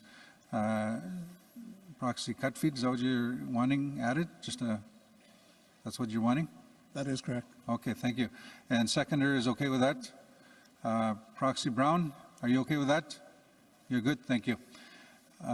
Proxy Wilson, microphone 1. Judy Wilson, proxy holder, First East Indian Band. I want to say I support the resolution. That's very critical. We're talking about Bill S2 and the removal of second generation cutoff, which was designed to get rid of us, the Indian problem. And what happened at the Senate yesterday was very historic, so I'm glad that we were able to witness that. The S2 with amendments. So the amendments mean the children of the current 6-2 Indians will have status regardless of who the parent is. And Canada will finally respect our birthright to be part of our nations, and our nations will exist into perpetuity forever as our ancestors intended. And we will not be legally extinct in 3 to 4 generations, which actually is happening in some of our nations, resulting in our lands and reserves reverting back to the Crown. So I just wanted to encourage everyone.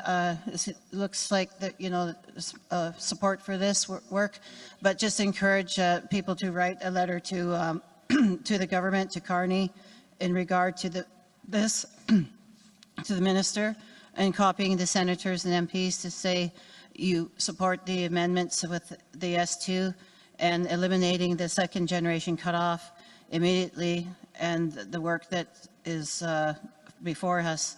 And it's important for us.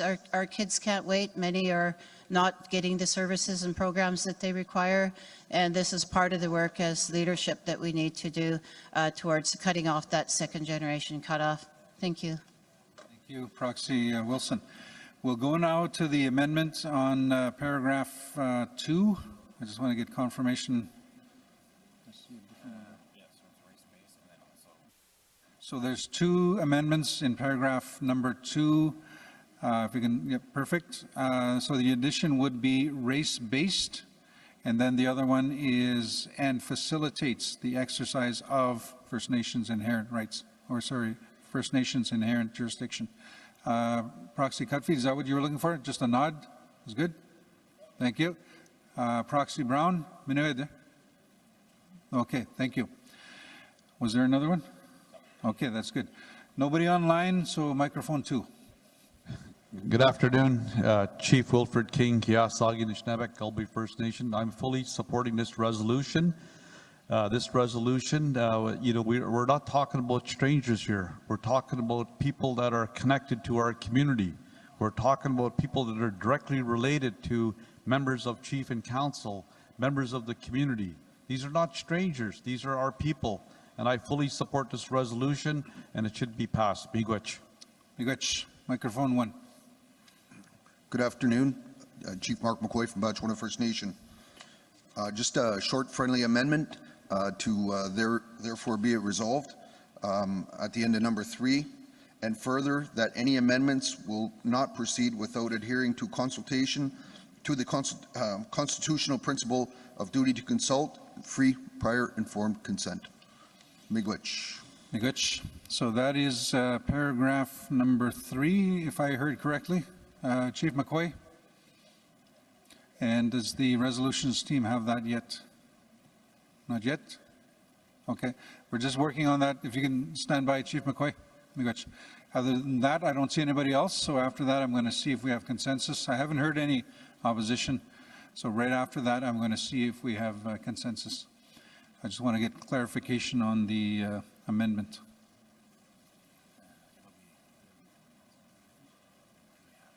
Okay. So we do have it. We're just typing it up and inserting. While we're waiting, Proxy Brown, microphone 1.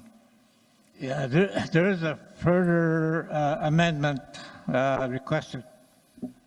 Number 2, call on Canada to immediately end any and all sex, gender-based discrimination, everything. Yeah. So the addition of any and all? Yeah. Okay. So for the record, it would now say end any and all remaining. Mover, you're okay with that? That's under paragraph 2. Yeah, just as long as we're consistent with the wording, I'm fine. Okay, Megach. Thank you. And there is one more amendment that we are just waiting on. I think we're almost done. And this is the one requested by Chief McQuay.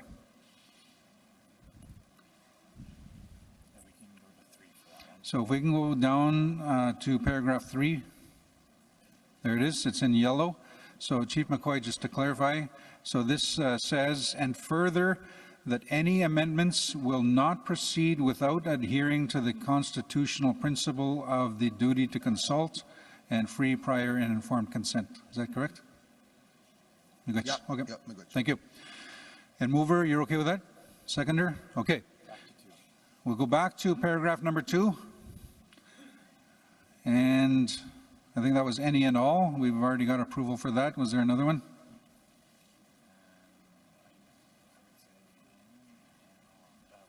Yep. Okay, we approved that one already, or you approved that one. I don't approve anything. You approved it. So with that, resolution is before you. I'm wondering if we have consensus. Is there any opposition to the resolution? In the room, or I'm looking online, any opposition? I need to do 3 calls just because we're virtual as well. Any opposition? None. So with that, resolution is carried and adopted by consensus. Miigwech.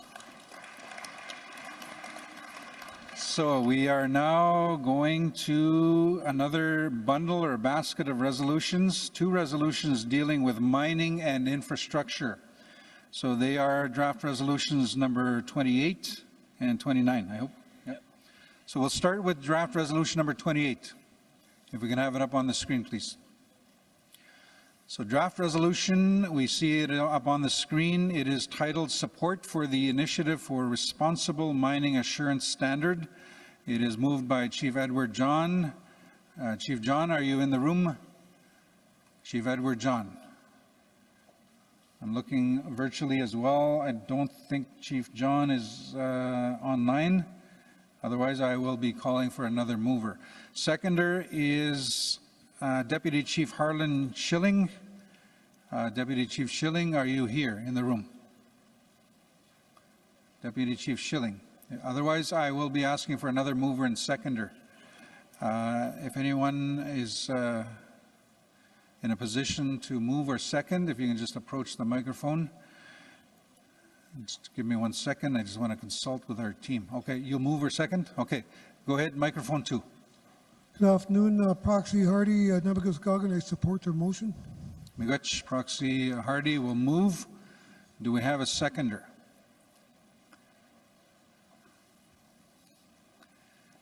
Microphone number 2. Chief Jenny Brake, Hollywood First Nation. I'll second the motion. Thank you, Chief. We do have a mover and a seconder. So we'll make that correction. In the meantime, we'll scroll down. So the resolution reads, therefore, be it resolved that the First Nations in Assembly 1 encourage dialogue amongst First Nations to review and access the implications of the initiative for responsible mining assurance standards for responsible mining, IRMA standard, prior to any endorsement by the First Nations in Assembly, and call on the Government of Canada to support and adopt the IRMA standard in collaboration with First Nations. 2, direct the Assembly of First Nations, AFN, to seek funding to engage with Canada in a timely manner to promote consistency between mining laws, related policies and directives are consistent with the IRMA standard. 3, direct the AFN to call on the federal, provincial, and territorial governments to fully recognize and uphold First Nations inherent and constitutionally protected Aboriginal title and rights, self-determination, and governance in all matters related to mining, including the right of free, prior, and informed consent before any exploration, development, or extractive activities on or near First Nations lands and waters. 4, direct the AFN to provide a report on endorsements of the IRMA standard by First Nations to the First Nations in Assembly at the earliest opportunity. So that is the resolution. It's not required, mover and seconder, if you wish to speak to it. Microphone number 2. Good afternoon. I just want to ensure that there was a legal review done on that. Sorry, if there was a legal review done on that, there was supposed to be a legal review. There was a recommendation. So there's you're asking whether there was a legal review on the resolution itself? Yes. So No, as part of, so generally, sorry mover, but generally, I know you just stepped in as a mover, but generally I would ask the mover. Yep. But did you just get concurrence? Yep. Okay, you're good? Okay, you're good. Seconder, it's not required, but microphone number 2. I support the motion. Thank you. Floor is open. I don't see anybody. Nobody online, so I'm wondering if we have consensus. Resolution is before you. Any opposition? Any opposition? I see the mover standing up, but I don't think he's opposing. Last call, any opposition? None online as well. So resolution is carried, adopted by consensus. So miigwech, thank you. The next resolution, 29, is draft resolution 29. If I can have draft resolution 29 up on the screen, please. And we have the resolution before you. It is titled First Nations-Led Critical Mineral Strategy. It is moved by Chief Jacko, who is here, seconded by Chief Brake, who is also here. Thank you. So mover and seconder are here. The resolution, if we can scroll down to the bottom, it reads, therefore be it resolved. I just want to clarify, there might have been a slight change. I'm going to read into the record the change. It's in red up on the screen. Therefore be it resolved that the First Nations in Assembly 1 direct the Assembly of First Nations, AFN, to immediately develop a national First Nations critical mineral strategy that is grounded in the principles of self-determination, free, prior, and informed consent, FPIC, as based on our right to self-determination and environmental stewardship with guidance from First Nations, relevant Chiefs Committees such as the Chiefs Committee on Economic Development, CCED, and the Advisory Committee on Climate Action and the Environment, ACE, and relevant technical experts. 2, direct the AFN to seek funding for and establish a First Nations Critical Minerals Task Force comprised of regional First Nations leaders, technical experts, youth, and elders to guide the development and implementation of the strategy in a manner that includes regional knowledge, perspectives, and best practices, and to provide updates on the development of the strategy to the First Nations in Assembly. 3, call upon the federal government to fully recognize First Nations' inherent jurisdiction and governance over their lands, waters, and resources, and to engage in co-development of any national policy or legislation related to critical minerals with First Nations rights and title holders. 4, urge federal, provincial, and territorial governments to ensure that no critical mineral projects proceed without the FPIC of impacted First Nations, consistent with the UN Declaration on the Rights of Indigenous Peoples, the UN Declaration, and existing case law. 5, direct the AFN to seek funding from Natural Resources Canada, Infrastructure Canada, and other relevant federal departments to support First Nations capacity building in mineral governance, environmental monitoring, and clean technology innovation. I believe that's the bottom. Yes, it is. Mover, microphone 1. Yes, I move this. You know, this issue is brewing in Alberta. I think it's good to get ahead of it. I'll just leave it short and sweet so we can move other resolutions. Masi. Good. Thank you. Microphone 2, seconder. Chief Jenny Brake, Hollywood First Nation, on the beautiful island of Newfoundland that's rich in mineral resources. I second this motion and support it fully because I believe it speaks for itself. I put my faith in the Chiefs in Assembly to also support this because I believe that we all have the same intention to protect our lands, waters, and resources. Thank you. Any interventions? Any comments, discussion? I see none, nothing online. So I'm wondering if we have consensus. Resolution is before you. Any opposition? Any opposition? Okay, we do. So with that, I'm going to call for a vote.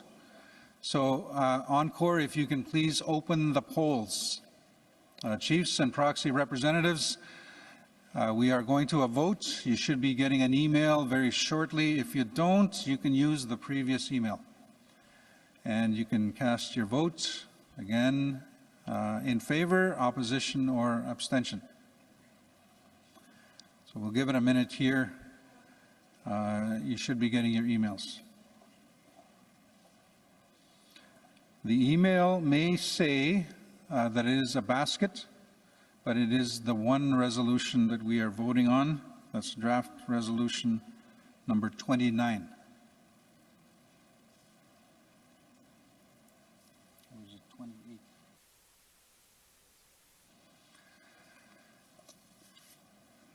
So we'll give it a minute. We'll, I know sometimes it takes a little while. Give it a shot. If you're having some issues, just raise your hand, and we have our staff running around, helping out.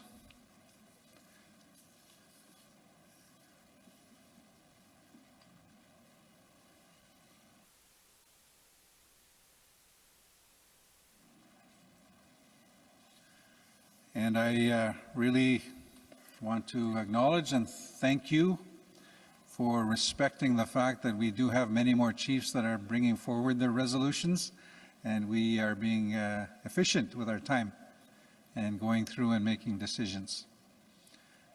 We acknowledge that there are chiefs that are waiting for their resolutions coming forward, and things are starting to move.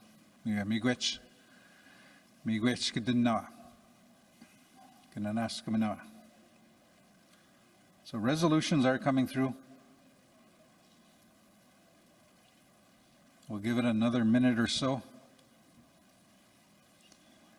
Once they start to slow down, and we'll give some advance notice. Anybody in the room? Are we all okay? Anybody in the room that has an issue? Just raise your hand. Okay, one in the middle here.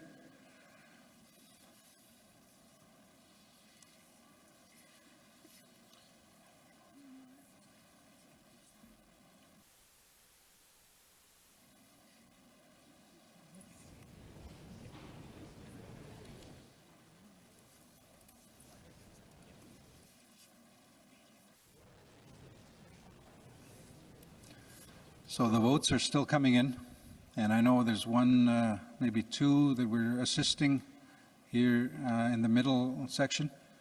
As soon as we're done with those, we will move towards closing the poll. Just to let you know, the next resolutions, we have a basket of resolutions, 3 resolutions with the theme of lands. So we'll be turning to the lands resolutions. So those are draft resolution 14, 25, and 27. So the numbering, just to let you know, is no particular order. It's not the order that they are being brought forward. So the numbering has nothing to do with the order, just to let you know.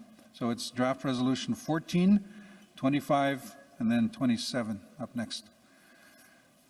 Are we okay in the middle? Okay, not yet.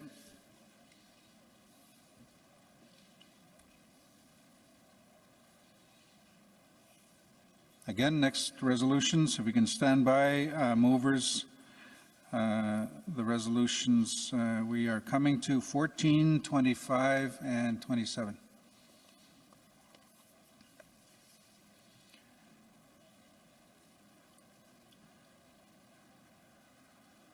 Deputy Grand Chief, are you good? Okay, you're good. So one more.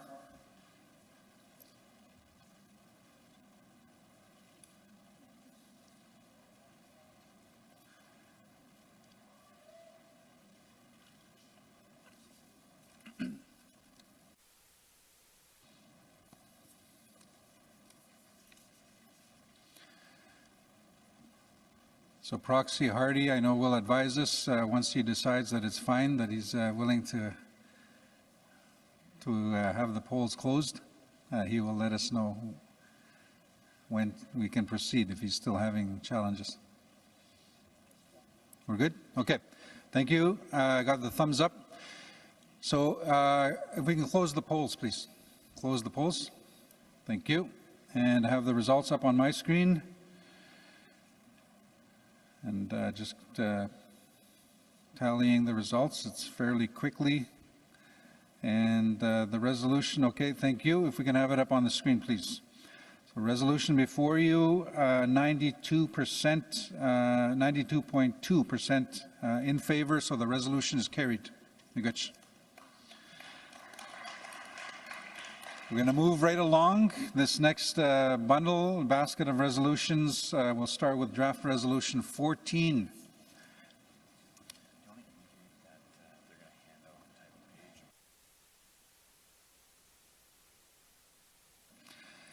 Draft resolution 14 is up on the screen. Just to let you know, staff are going to be handing out a package. These are the late resolutions. It gives you a sort of a cover page of the late resolutions and then followed by those late resolutions. They are being handed out just so that you're aware that that's what's coming around. Okay, draft resolution 14 moved by Chief Dalton Silver. Chief Silver is here. Yes, thank you. Seconded by Proxy Wilson, who's also here. Miigwech. So it's titled Condemning Canada's Specific Claims Research Funding Cuts. If we can scroll down. Resolution reads, therefore be it resolved that the First Nations in Assembly 1 unequivocally condemn Canada's decision to cut the Specific Claims Research Funding Program to $4 million per year, which effectively denies meaningful access to justice for First Nations.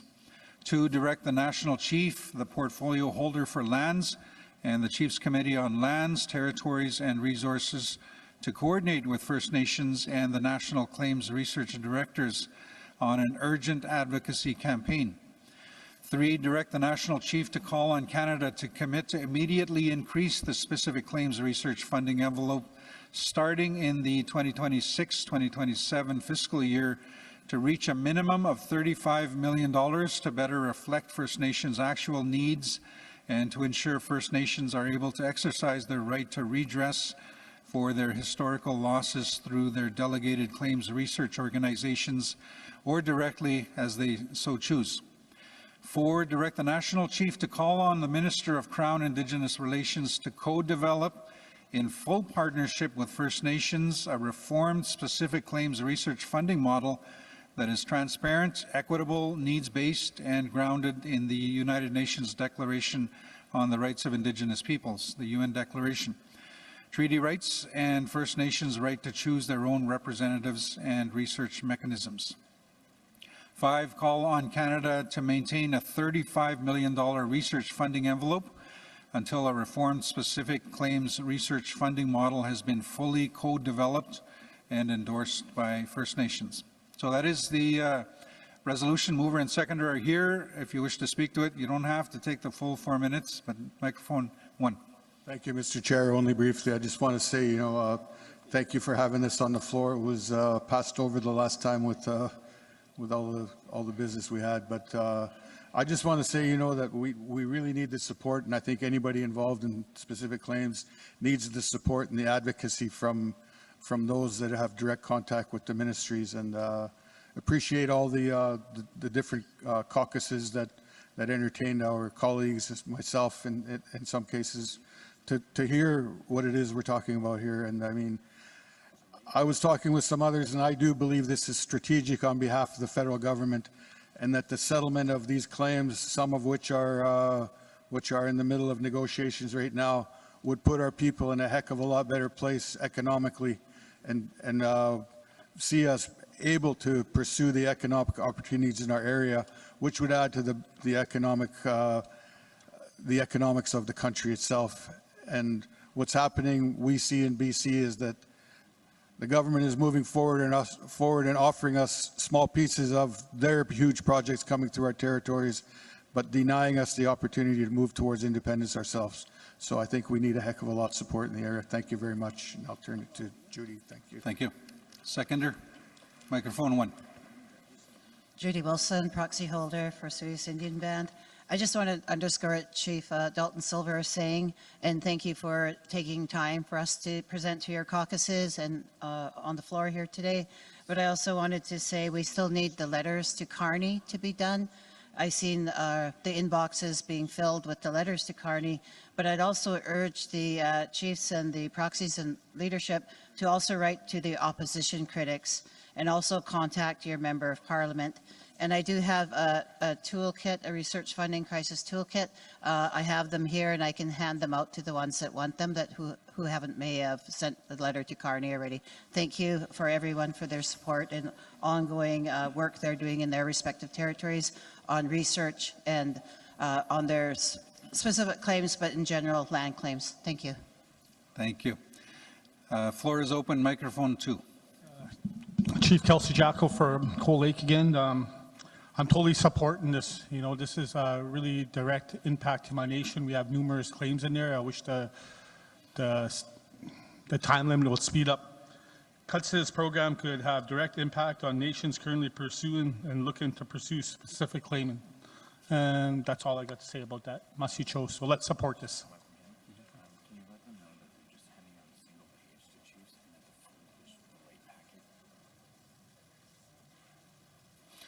Thank you, Chief Jacko. Any more interventions? Any more comments, discussion, questions? I don't see any. And so therefore, I will seek out consensus. Resolution is before you. Any opposition? Any opposition to the resolution? Third call, any opposition? I'm looking online here as well. Nothing online, nothing in the room. So with that, it's the resolution is carried and adopted by consensus. So, Miigwech, thank you.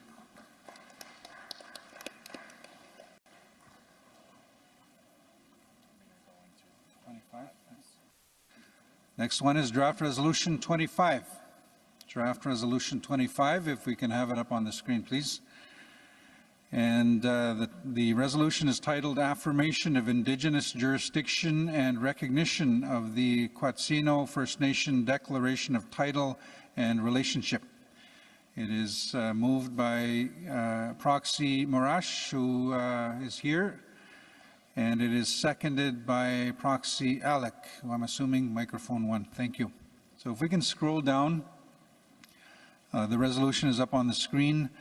It reads, therefore be it resolved that the First Nations in Assembly, 1, recognize and affirm in principle the Quatsino First Nation Declaration of Title and Relationship as a sacred and sovereign expression of inherent Indigenous governance and law rooted in kinship and spiritual relationship with land, water, air, and resources, and acknowledge the importance of self-determination in defining such relationships. 2, call upon the federal, provincial, and territorial governments to co-develop with the full participation and leadership of First Nations rights holders operational frameworks under the United Nations Declaration on the Rights of Indigenous Peoples and relevant legislation that recognize and give effect to First Nations laws, authorities, and jurisdiction as foundational to shared governance and legal pluralism. 3, direct the Assembly of First Nations, AFN, to seek funding to initiate within 1 year a national Indigenous-led roundtable series on spiritually grounded governance systems and to establish a working group to support the development and implementation of title declarations and their legal application across nations. 4, encourage all First Nations to continue advancing and affirming their own declarations of title and relationship grounded in their distinct legal orders and governance systems as expressions of nationhood and care for future generations. 5, acknowledge that many First Nations are already advancing declarations of title and relationship grounded to their distinct legal systems and sacred responsibilities to land. 6, direct the AFN to advocate for the full legal recognition, enforceability, and resourcing of First Nations jurisdiction. So that is the resolution. Mover and seconder are here. It's not required, but you have some time. Microphone 2. Gayla Kessler, Marilyn Morash, Quatsino First Nation. This resolution is representative that our land is not our resource, but it's actually our relative. When BC and Canada's policies try to own our land tries to own us. We are not asking for permission to be who we already are. We are asserting jurisdiction that existed long before Canada and British Columbia. The Crown speaks in frameworks, boxes, and timelines, and they continue to over-institutionalize us. Many governments now reference UNDRIP, yet still act as though economic analysis comes first and Indigenous jurisdiction is accommodated afterward. This is unacceptable to our community, and we ask the chiefs in presence today and online to stand beside us and allow us to affirm our right and our relationship to our lands. Thank you. Thank you. Seconder at microphone 1. Akina Alec, proxy for Hachlip, and we just wanted to stand with Quatiano in this resolution. Thank you. I see nobody approaching the microphones and nobody online, so I'm going to assume no interventions. I'm looking around, nothing. Thank you. So I'm going to seek out consensus. I'm going to ask the question again. Any opposition to the resolution before you? Any opposition? Nothing online, nothing in the room. Last call, any opposition? I see none. So with that, resolution is carried and adopted by consensus. Next, we'll go to draft resolution 27. So if I can have draft resolution 27 up on the screen. I'm not sure that there are any amendments that were previously done. I don't think so. Okay. So this is the version that you all received previously. It's titled Strategic Direction on Land Restitution and Compensation, moved by Chief Dalton Silver, who's here, seconded by Proxy Judy Wilson, who's also here. So if we can scroll down, it reads, therefore be it resolved that the First Nations in Assembly 1 reaffirm the generational calls for a fully independent specific claims process that removes Canada's conflict of interest in the resolution of specific claims. 2, direct the Assembly of First Nations, AFN, to work directly with Canada, the Chiefs Committee on Lands, Territories and Resources, CCOLTR, and the First Nations to advance transformative reform of Canada's specific claims policy and process, including through A, policy-based reforms previously called for by the First Nations in Assembly, B, identifying and removing barriers in the Specific Claims Policy and Specific Claims Tribunal Act that prevent land and other equitable remedies in compliance with the United Nations Declaration on the Rights of Indigenous Peoples, and C, continuing to identify and co-develop reforms to increase process independence, including the establishment of an independent specific claims process. 3, direct the AFN with the guidance of the CCOLTR to engage directly with the First Nations to identify transformative approaches to land restitution in the context of the additions to reserve ATR policy reform. 4, direct the AFN to call on Canada to address the fiscal and moral costs of not resolving outstanding monetary and land-based obligations to First Nations through co-development reforms to the ATR policy and the specific claims policy as a fundamental requirement for reconciliation and in respect for the diversity of First Nations priorities and regional realities. 5, direct the AFN, contingent upon the provision of necessary resources and guided by the CCOLTR and the Council of Experts in Indigenous Laws, CEIL, to continue to convene annual national gatherings of First Nations leadership, technicians, and knowledge keepers dedicated to advancing Indigenous laws with a particular focus on land restitution and compensation principles. And that's the resolution. I'll turn it to the mover at microphone 1. Thank you, Mr. Chair. I neglected earlier, I was rushing. Lamhail Tuch is my name, Chief Dalton Silver, Sumas First Nation in BC. I think this pretty much goes hand in hand with the resolution we were talking about and the shortage of funds and research. Quite often, the government will look at a claim and it'll be rejected because of insufficient research. And that decision is made unilaterally. And that's what we're talking about in how lopsided a decision is made there without any input. But I mean, it's been that way for so long. And I just want to say that the government made the commitments under then Minister Mark Miller to work with the AFN, work with our people, our representatives from the Chiefs Committee on Lands, Territories and Resources to reform the specific claims process and also the additions to reserve process. You've heard a lot of people talking about land back, and this is something that we're trying to work on and try to get it in a place where we don't have to go through a whole crazy process that the government has put out for us, whereby some of us are buying land back and others are buying land back, but then we have to go through a crazy process to add it to reserve. I've talked to some others in legal circles, and I just got to put this out there. I wonder if and what the government would do if, when we're buying land back that was never rightfully taken from us in the first place, what would someone say if we just started treating it as reserved land on our own? And I think that's something we have to look at and be proactive. Thank you very much. Thank you. Proxy Wilson at microphone 1.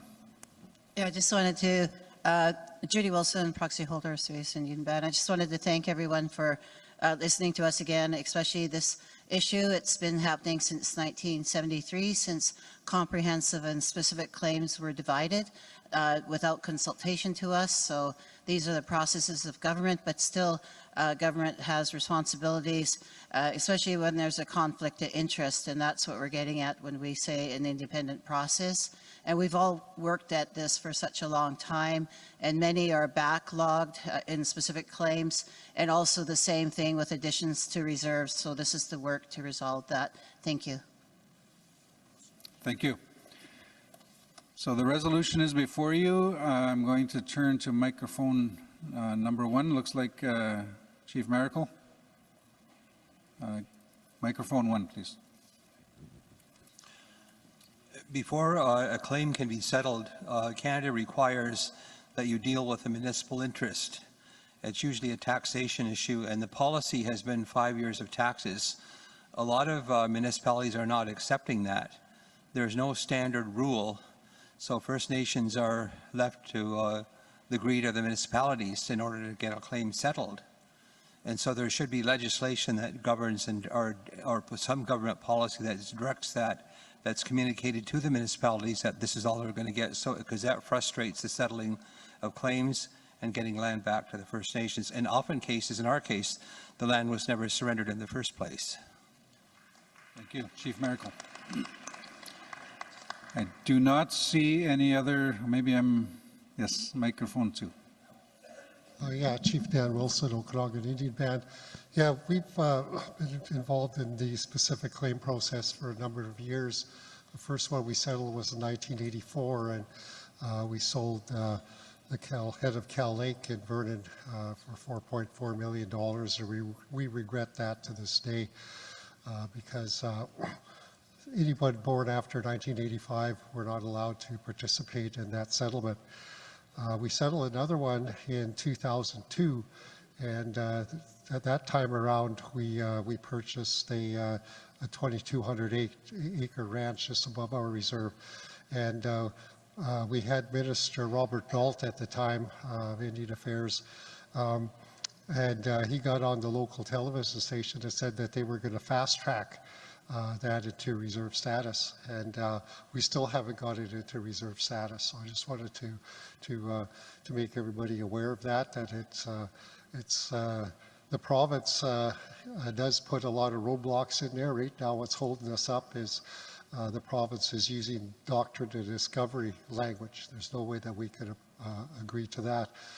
So yeah, I'm totally support of this. We do need an independent body. And, you know, it's unfortunate because we can't get the land back. And they use the statute of limitations and the doctrine of laches against us. And a lot of times it was the local Indian agent that chaired our meetings up until 1975.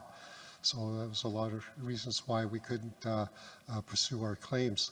But yeah, you know, we need to get the land back for future generations. Thank you. I do not see any further interventions. I'm looking to the mover and seconder. Did you have something going on, or are we okay? We're good? I shouldn't have said it that way, but there was a chat on the side. I thought maybe there was a proposed amendment. Nobody online, so with that, I'm wondering if we have consensus. Resolution is before you. Is there any opposition? Second call. Any opposition to the resolution before you? Any opposition? None. So with that, resolution is carried and adopted by consensus. So you got. So the next basket, we had 2 resolutions dealing with justice. We're going to start with draft resolution number 30. If we can have draft resolution number 30 up on the screen, please. And the next one as part of this basket is draft resolution 21. We're hoping the mover and seconder are here for that. Draft resolution 30. It'll take a second here to get it up on the screen. And I'm just going to wait and follow the text on the screen. There it is. So this is titled Repatriation of First Nations Items and Sacred Artifacts. It is moved by Kukpi Casimir, who is here, seconded by proxy proxy from Ahousaht First Nation, Marietta, and I do apologize, I'm going to mispronounce the last name. Do apologize, Kalukakovali, proxy from Ahousaht First Nation. I don't think the proxy is in the room. Is she in? Okay, she is in the room. Thank you. Proxy is here, so we have a mover and seconder. If we can scroll down, and so the resolution reads, therefore be it resolved that the First Nations in Assembly, 1, affirm that First Nations have the sole and inherent right to lead and govern the stewardship, care, and interpretation of their sacred and cultural belongings, both repatriated and existing. 2, direct the Assembly of First Nations, AFN, to seek resources to support the creation of a First Nations-led task force comprised of First Nations leaders, knowledge keepers, youth, legal experts, and cultural practitioners to guide the development, governance, and implementation of a national repatriation strategy. 3, call upon the Government of Canada to implement the Canadian Museum Association's CMA 2022 United Nations Declaration on the Rights of Indigenous Peoples report recommendations, including providing sustained long-term funding to support First Nations and repatriation. 4, call on the AFN through the First Nations-led task force to work with First Nations, the Department of Canadian Heritage, and the Indigenous Cultural Heritage Rights Task Force to establish a draft cultural heritage rights framework that recognizes First Nations sovereignty over First Nations cultural rights and encompasses restitution, redress, repatriation, and rematriation. 5, direct the AFN to put forward a cultural heritage rights framework for endorsement at a subsequent AFN assembly. 6, call on the Government of Canada, international museums, and funding bodies to provide comprehensive ongoing funding to support repatriation activities before, during, and after the process, including community infrastructure and capacity building. And that is the resolution. Mover at microphone 1. Like provided, Kukpi Resign Casimir request to Councillor Schwapman. Very honored to be moving this here resolution. And here today asking chiefs, proxies, you know, those in here, but also online to support this resolution. And it is extremely important when we're looking at it because of the importance of restoring our cultural, ancestral belongings is essential to protecting our cultural sovereignty, but also as part of healing historical harms and also honoring the spiritual responsibilities of bringing those items home. So I just wanted to, share that. Kuksha. Thank you.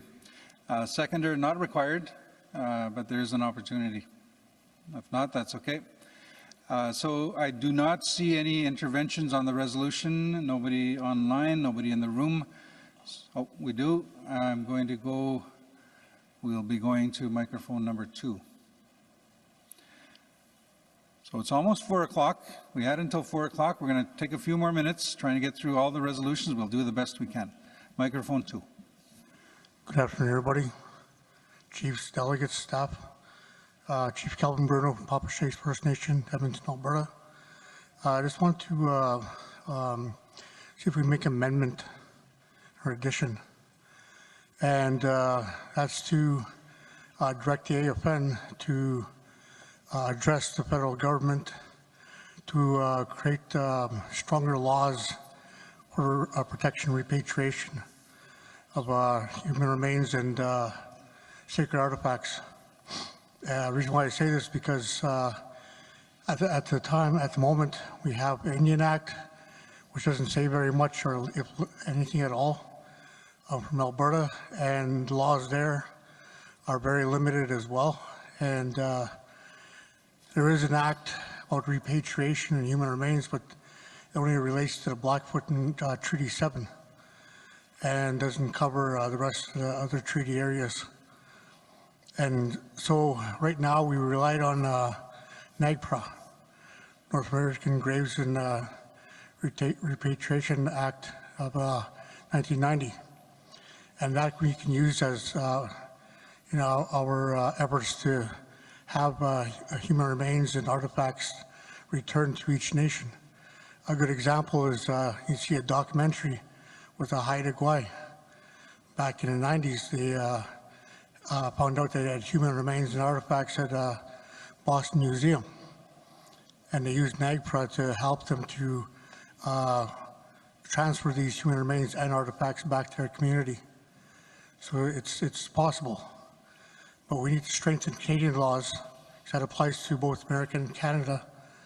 But we need laws in our own territories and but our laws our own self as well. So I'd just like to include that as a friendly addition. Thank you. So we're just working with the resolutions team. I believe you've shared the addition with them. Is that correct? No? Okay. So keep going. Microphone 2. Yeah. Just finish up. Oh, no, that's my presentation. Okay. Thank you. Right. We got you.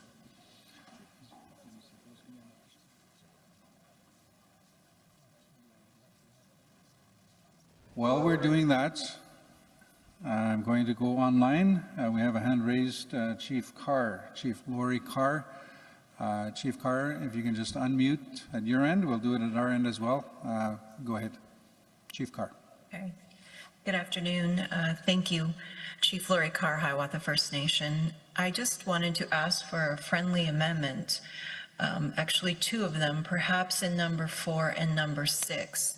The concern here in the province of Ontario is that we have the province who has their own legislation, and we have had challenges in getting back our ancestors from the Royal Ontario Museum.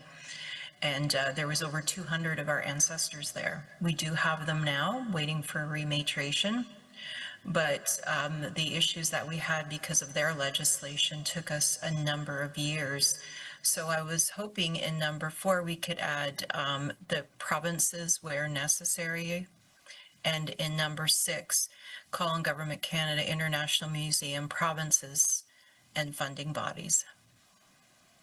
Thank you, Chief Carr. So we'll have that put into the resolution on the screen, and I'll just get confirmation from the mover and seconder. It might take a minute to do that.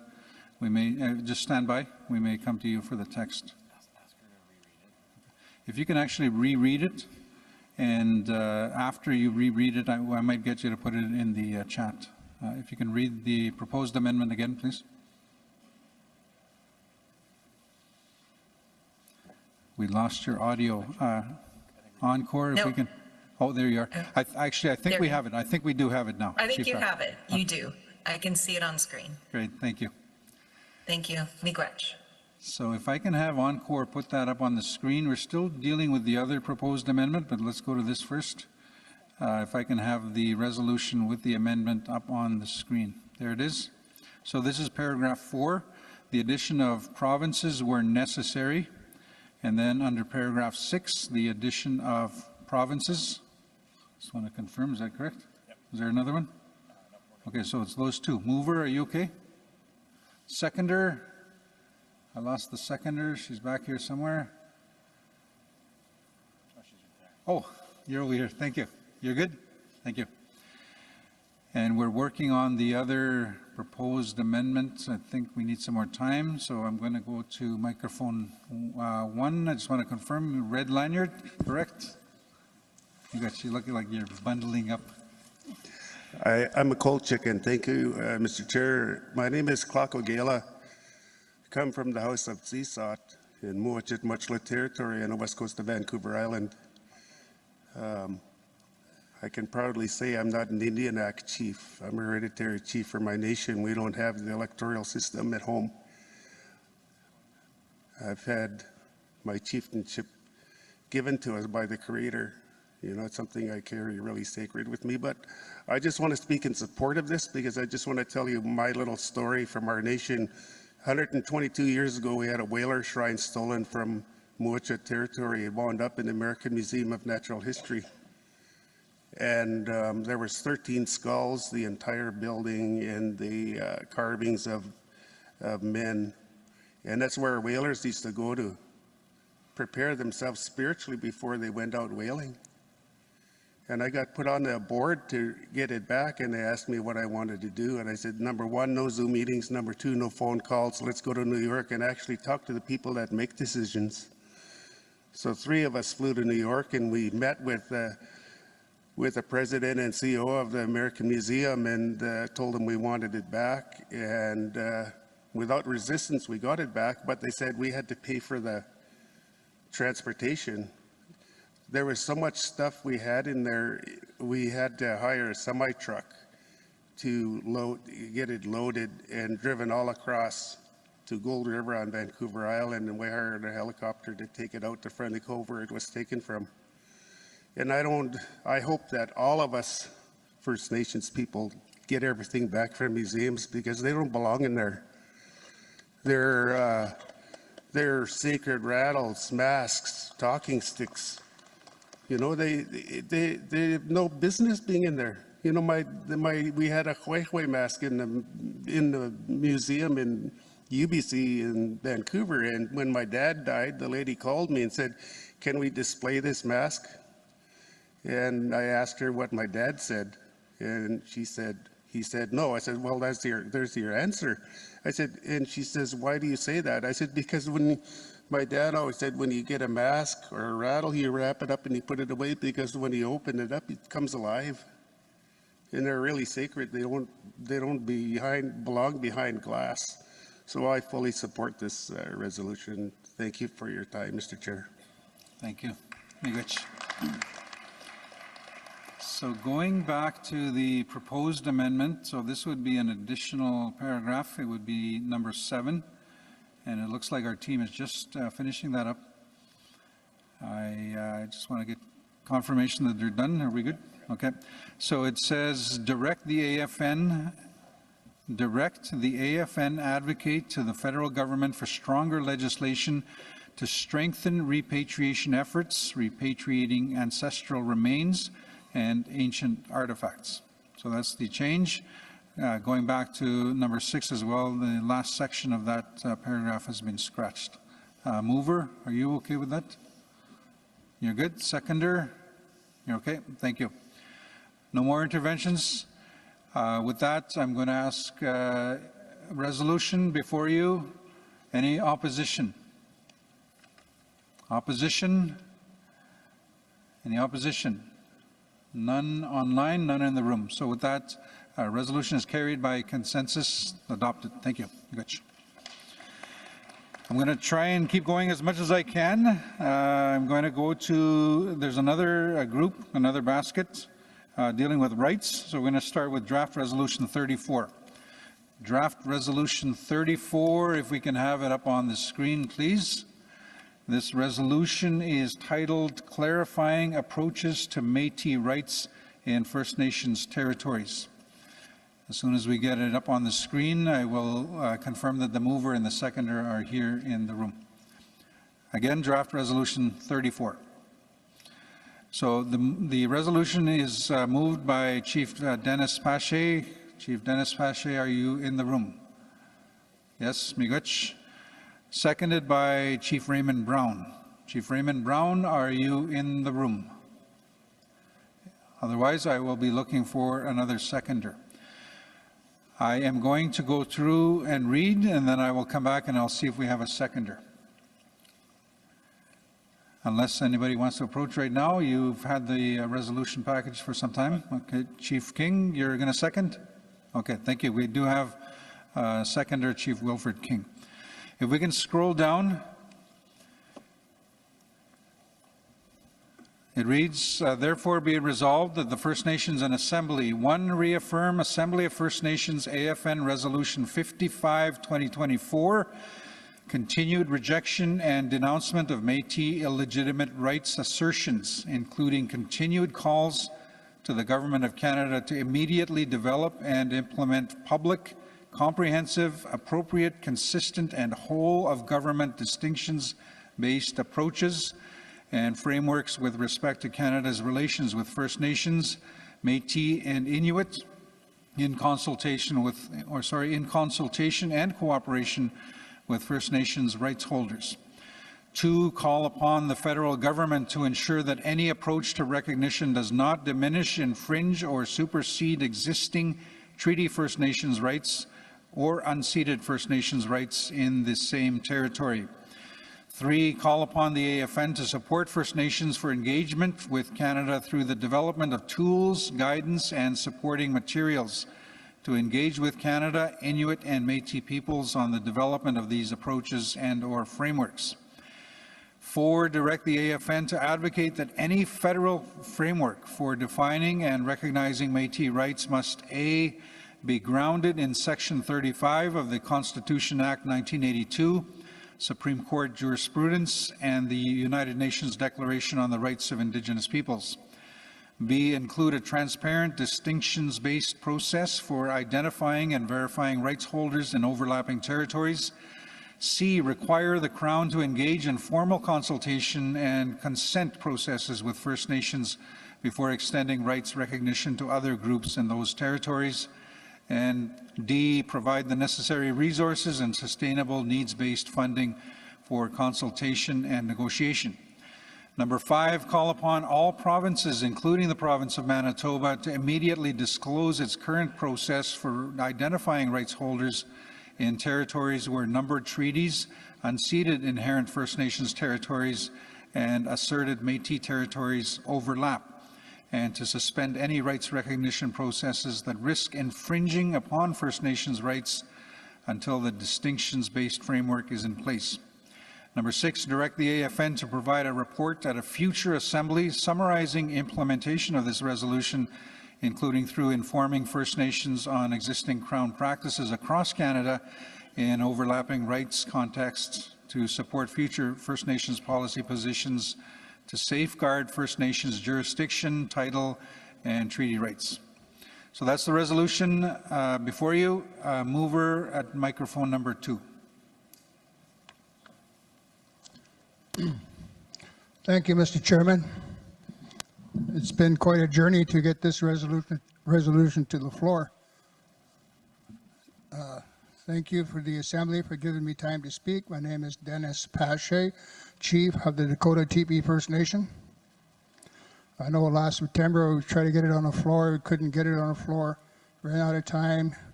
I sat there every day trying to get the resolution on. Never got on.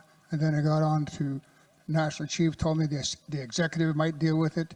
That didn't happen. Now towards the last day, maybe the last resolution, I don't know, we're finally getting to talk about it. So thank you. on that long journey. Our First Nation, and there's a treaty that was between the federal government and the Métis people. And it was never really any consultation or discussion on how that might impact us. And we had to go to court to stop that treaty. And we're still in court over it because it was going to abrogate our rights. It was going to abrogate our hunting rights, our land claim rights, water rights. If you wanted to go hunting, you would have had to go ask the Métis people to go hunting. If you want to go picking berries, going to gather medicine, you had to go ask the Métis people. And there's something that's not happening is any kind of discussion, consultation, or how it's going to impact upon us. And what's happening in Manitoba could certainly happen in other provinces, where your rights will become second or third rate. They won't be considered even. If there's a land claim settlement like happened in Winnipeg, the Métis got a multi-million-dollar payment. And there was no discussion on Aboriginal title, no discussion on treaty rights. It was all bypassed, and as I said earlier in the minister's presentation that I talked to, that was basically power and influence. Not really based on any recognition of our rights. In Manitoba, they received $140 million without any discussions with us. They received access to minerals through the potash and excuse me. And again, there's the First Nations that have rights for mineral rights. We're left out. There is no income benefit agreements, no employment for us. And so we're losing opportunities because of that government's position. So all we're asking is for clarity, and we're asking for discussions and consultations. Thank you very much. Thank you, Miigwech. Not required, but seconder, microphone 2. Microphone 2, please. Good afternoon, Chief King, Gulby First Nation. There is a friendly amendment that I would like to entertain, and I believe it's being completed now. It enhances the resolution, actually. So, thank you. So I'm just looking to the team. I believe they have the text of the friendly amendment. I'm getting the team to scroll down. Which paragraph is it under? Paragraph 3. If we can go to paragraph 3, and we will have that inserted, and I'll read it for the record. While we're doing that, I see some chiefs at the microphones. Can I get an indication? Is it in support of the resolution? Opposition? Amendment? Amendment, okay. We're just working on an amendment. Okay, so it's probably 2 more amendments. We're trying to get through as much as we can. We know we are at the end of the day. Just a question, will this be an amendment? Okay, thank you. So we're just dealing with this first amendment, and then we'll come back to you. We have the amendments. We're just working on all of them. All at once?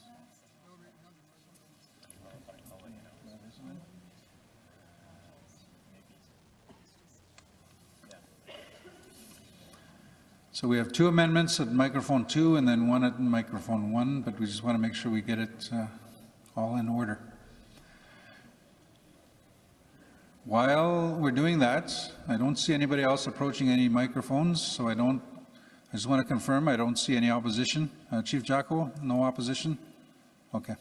I don't see any opposition, so we do have 3 amendments that we are working on. And we're hoping we don't run out of time right in the middle of the resolution.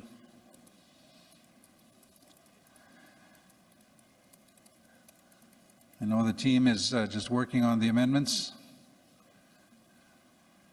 And I believe the team has your amendment as well. Okay, thank you. We have a couple that we can start on. Okay, so we do have a couple of amendments we can start on. We're going to start at paragraph 3. So this is scratching out the term Inuit and Métis peoples. So we would just now say to engage with Canada on the development of these approaches. Can I confirm whose proposed amendment that is? Is that you, Chief King? Okay, was there another one from you? Okay, there's a few more. Okay, so that's the first one. Paragraph 4. We can scroll down. Paragraph 4, the addition of 4E be based on independent research and evidence.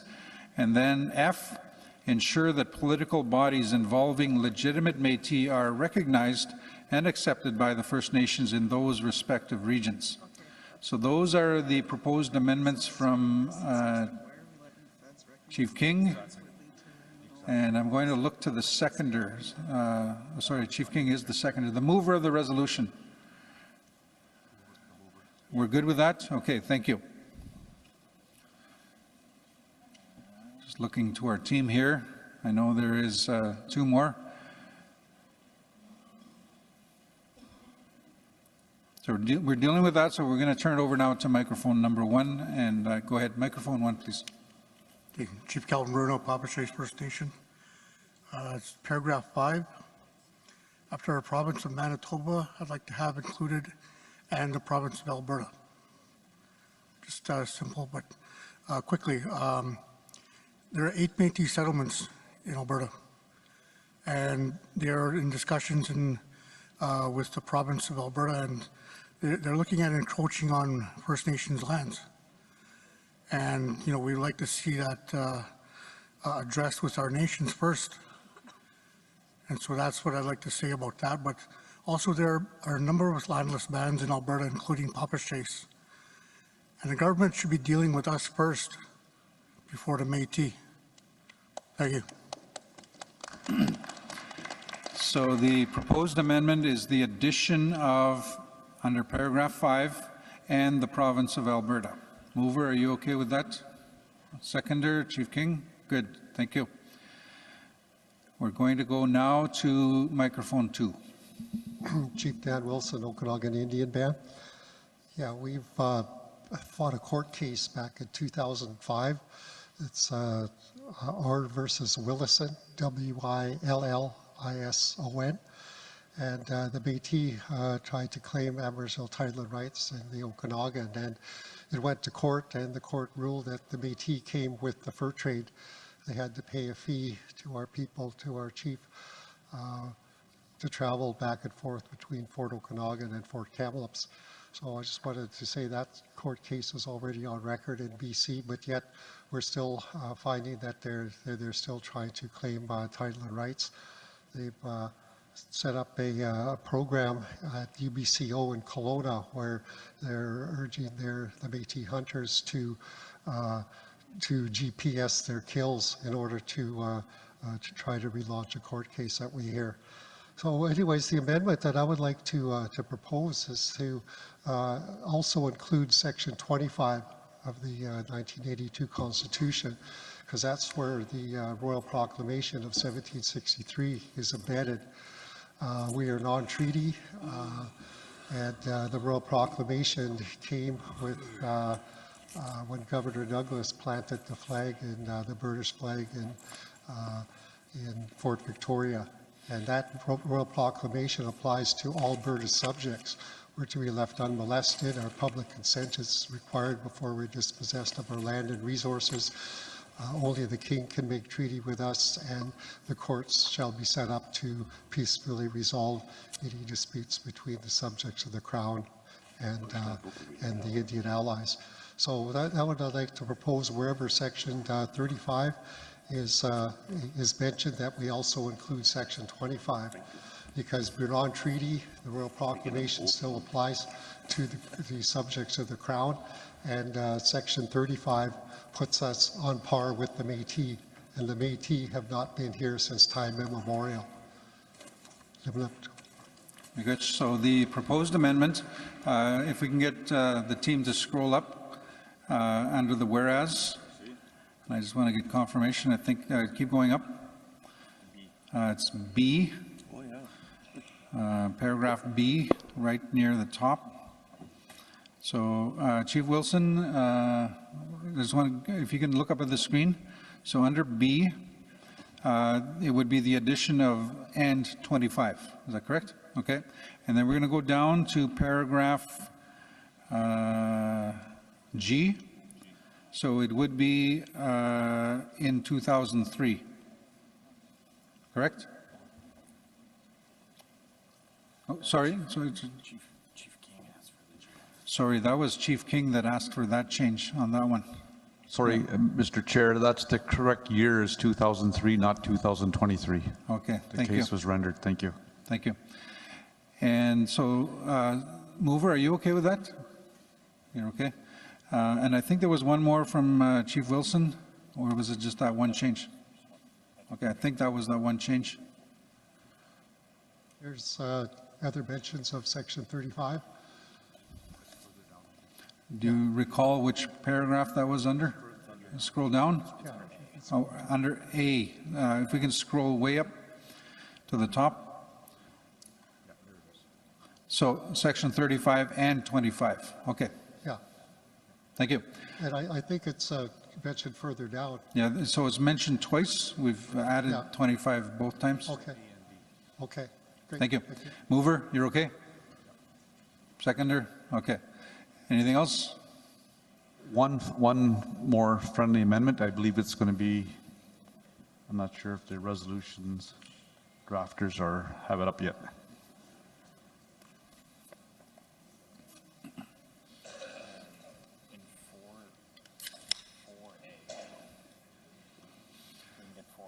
So if we can scroll down to 4A, therefore be it resolved, paragraph 4A. Oh, so we've added 25 in there as well, based on Chief Wilson's recommendation, so that addition is there. Mover, seconder, you're okay with that? Okay, thank you. There's one more. Chief King, do you recall what paragraph? It'll be in the final. Okay, a new paragraph. Be resolved. Right at the bottom. If we can scroll right down. So this would be paragraph 7. And we're just waiting on the team to confirm the text, put it on the screen for us. So this is paragraph 7. I don't see any other interventions. I'm going to see if we have consensus right after this. So it's paragraph 7. Direct the national chief to stop engaging, attending events, and being photographed with the president or representatives of the Métis National Council, as this fundamentally undermines the work and position of the Ontario region. The MNC currently only represents the Métis Nation of Alberta and the Métis Nation of Ontario. All other Métis bodies have left the National Council. Chief King, that's what you're asking for? Yes, please. Okay. Mover, are you okay with that? Yes, okay. No other interventions? I see none. Nothing online. I'm wondering if we have consensus. Is there any opposition to this resolution? Any opposition? Nothing online. Last call. Any opposition? None. So with that, resolution as amended is carried and adopted by consensus. So, miigwech.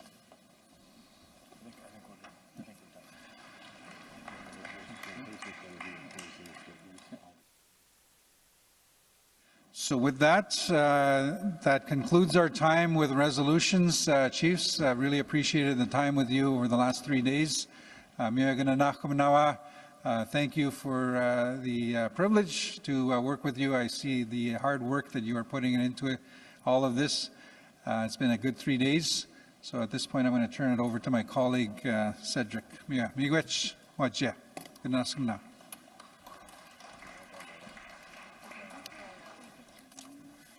So thank you, Adam. And again, thank you to everyone here for their time.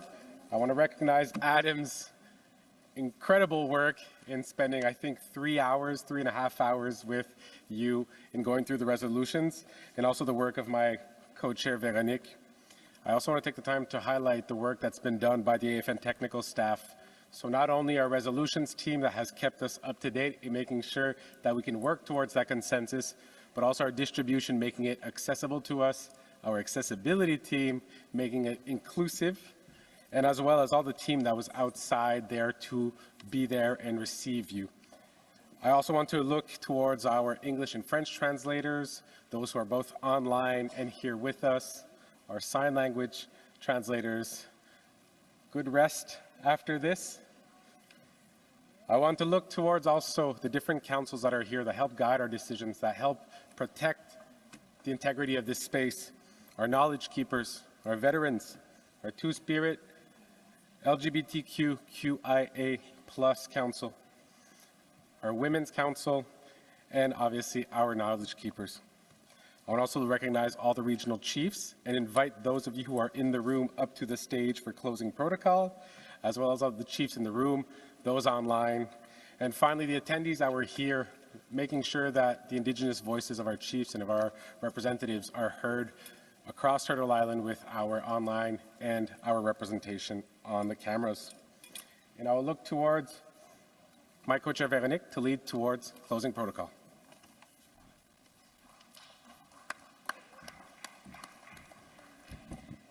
Thank you, Cedric. Before going through the closing protocols, I just want to inform you that there were 30 resolutions that were passed during this assembly and one that was not carried, which is a very good number, so congratulations, chiefs. And with that said, I will turn over to National Chief for the closing remarks.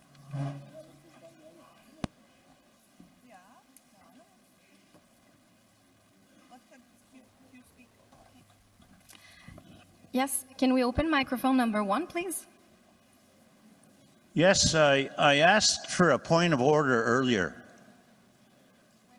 When we were in doing regards the to the resolutions, what are we going to do with the resolutions that never hit the floor? So what we do with the resolutions... And the reason I ask for that is the issue come up here earlier. Over a year ago, a gentleman had a resolution on the floor. So and then after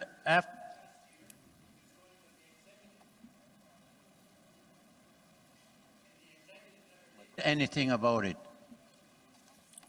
So if I read what is in the code, the charter, the conference booklet that was adopted by the chiefs, it says that if the allotted time for resolution debate and voting expires, the session will be closed unless a majority of chiefs and proxy representatives present vote to extend the allotted time. If the resolutions do not get debated due to time constraint or lack of quorum, the chairpersons, the co-chairs, may refer to the draft resolutions to the next AFN Executive Committee meeting with recommendations for considerations, but also the resolutions can hit the floor in the next assembly as well. The next assembly, every resolution is so important. And you know what? Probably why the executive cannot pass those resolutions is they're not here. You know, my friends, there are people hurting in our communities, and some of these resolutions that are being left out, you're not going to deal with them for another year. And we got a guy that's dying right now.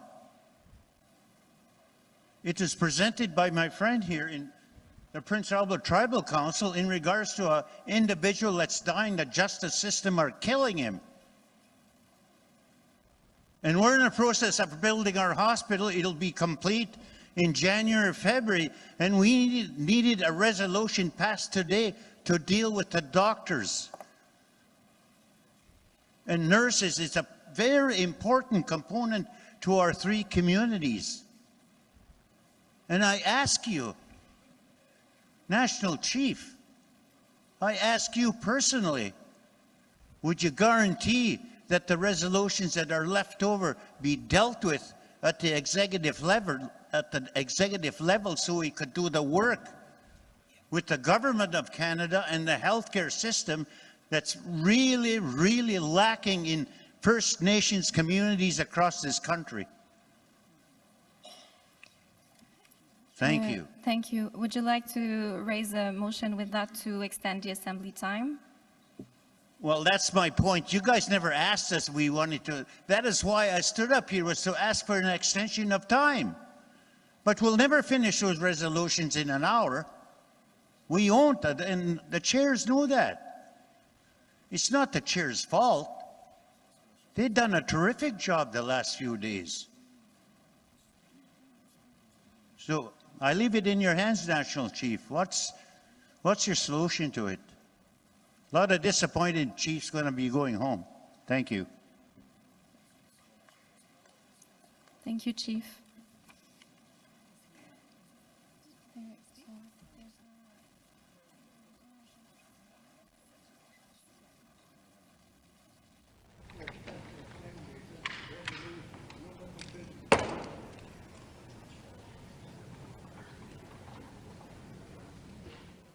So I will leave the floor to National Chief Cindy Woodhouse-Nepenack for the closing remarks. Well, Knowledge Keeper Ted, thank you for those comments. You're right. We haven't for a long time, and it's always been like that. So I know I want to thank the executive for this time. We pulled as much stuff as we can off the agenda to make sure that there was more time for resolutions. I commend all of you for, how many resolutions do we have left on time? We have 9 resolutions left to go through, and I see there's no discussion to have the extended time on that, because you say, as you say, we won't have, that hour won't cover 9 resolutions. But I do want to call on the executive, though, to convene a meeting within 2 weeks and deal with those remaining 9 on-time resolutions. And I think there's many late resolutions as well. So. Yeah, I can hear you. Motion on the remaining 9 resolutions? Do you want to do that? Yeah, up to you. It's the Chiefs Assembly. You do what you need to do. In these assemblies, it's the Chiefs Assembly along with the chairs. I'm just... Well, let's do an on the bus motion. Then we'll go home on the bus. Thank you.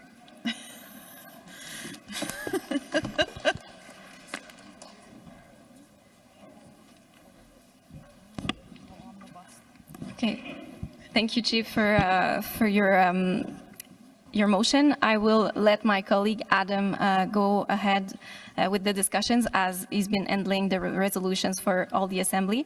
So I will leave him for the moment. And can we open microphone number 1, please? Chief Kelsey Jacko, Cold Lake First Nation. Eric Tatusas was going to move it, and I'll second it. It'll only take 15 minutes, so these are very important. I had to speak to some of these resolutions too. So if we just give 15 minutes, and I think that'll be significant enough. Yeah, so I have time to go to the Ottawa Senators game. Okay. Okay. Oh, you want to do the motion? Are you okay doing the motion? No, I said you would do it. Okay. Thank you, Chief Jacko. So I just want to confirm we have a mover, correct? And a seconder to extend time to do, and we've started calling them a basket resolution of the remainder of the resolutions. That's what you're asking for? Just to clarify, you said 15 minutes. If it takes longer, you'd like to deal with all of them at once? Okay. Thank you. So there is a motion on the floor to extend the time to deal with the remaining resolutions. There is a motion on the floor. I'm going to need some help. So again, motion is on the floor. Any opposition to that motion to extend time? In the room, don't do it online yet, but this is just in the room. Is that fair? Okay, in the room, any opposition? Raise your hand.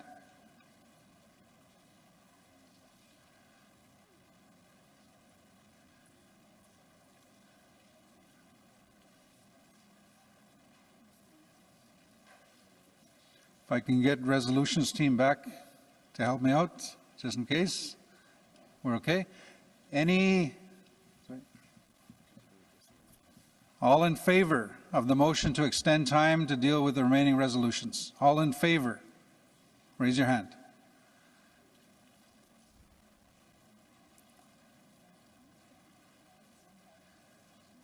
you can keep your hands raised, please. We're doing a count. Only one hand.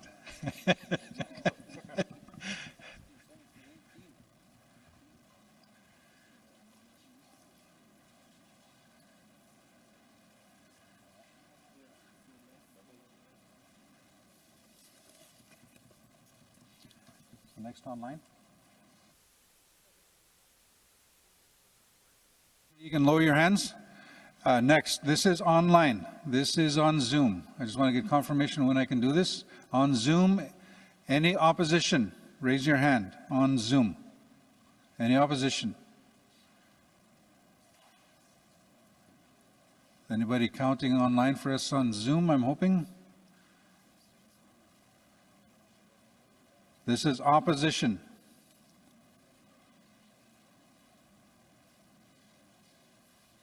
Okay, we have 2 opposed online. If you can lower your hands. Those in favor of the motion online to extend the time to deal with resolutions, raise your hand. So just to help distribution, we have 5.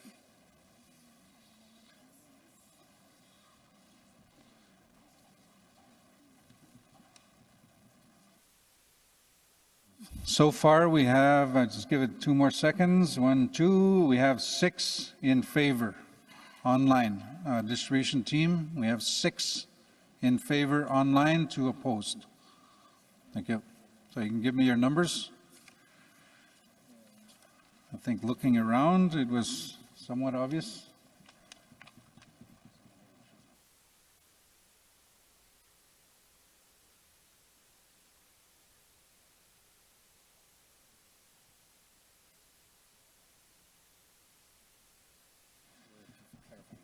While we are tallying the results on the motion, just to clarify, the rules that you adopted and you gave us to follow are that we deal with on-time resolutions first.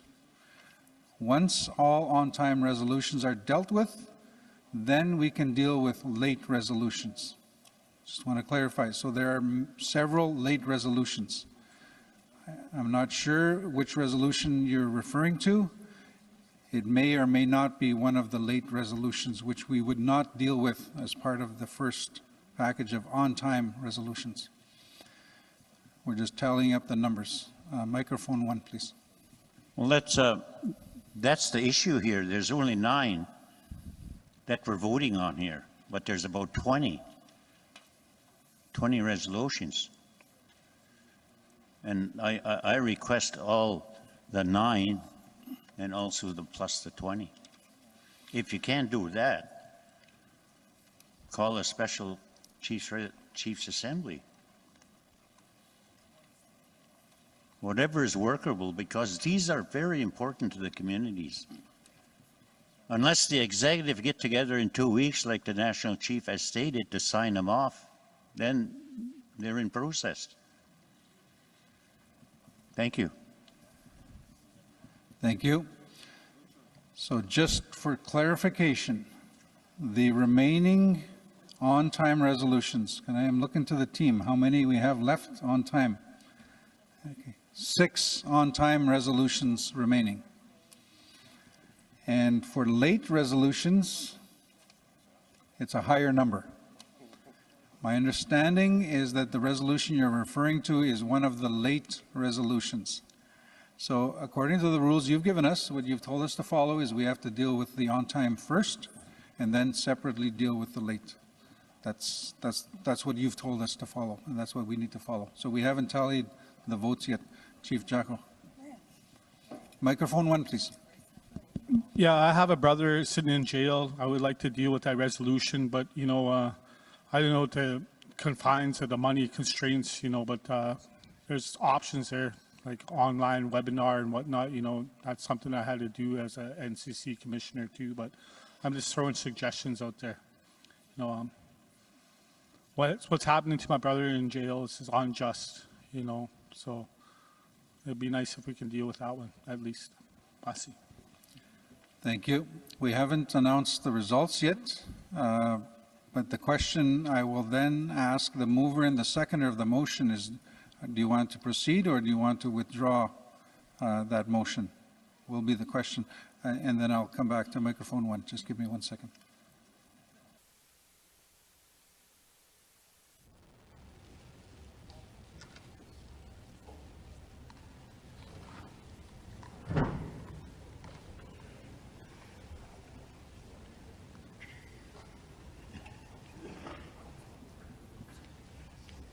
Thank you. We're just maneuvering many things here. Before I go to microphone number 1, if we do not deal with the resolutions here on the floor, that includes on-time resolutions and late resolutions, I've been advised the executive will be meeting before December 22nd, and they will deal with any outstanding resolutions from this assembly. That is when they will be dealt with by the executive. I'll come back to ask the question of the mover and seconder if you wish to withdraw that motion. But before I do that, microphone 1. Thank you. To the Assembly, respectfully ask, because our member from Treaty 8, Dennis Sufline guy, has been in prison for the last 20 years. He is being tortured as we speak. I can never imagine going through a situation like that where every minute counts. He might not live to the next date that you set. I urge you to support our First Nations who are incarcerated, especially Joey right now. Maybe it's minutes. Thank you.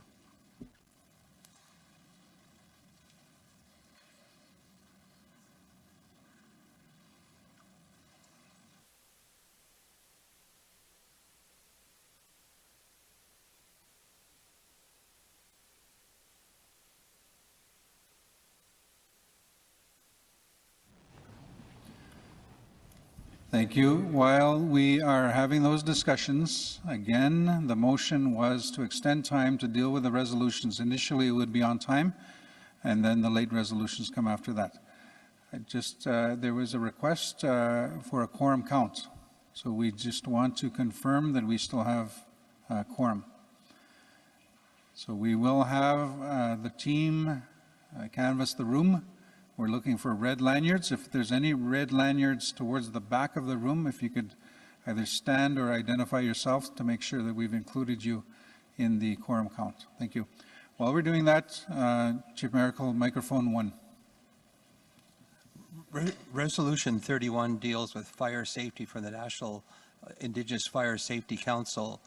Ontario's had a high number of deaths of children in house fires. There's been forest fires across the country. Canada's been on fire the last year.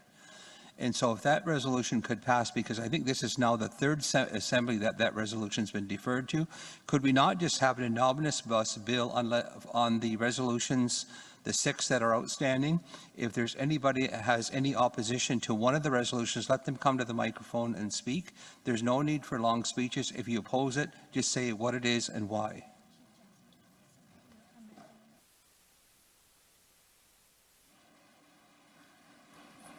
So that is in line with the motion that we have brought forward. That is in line with that motion that we would deal with the remainder of the on-time resolutions. I just want to confirm we are doing a quorum count, and once we get that confirmation, we'll come back. I do acknowledge that the mover and the seconder of the motion to extend the time are having a discussion, but I just want to confirm that we do have quorum.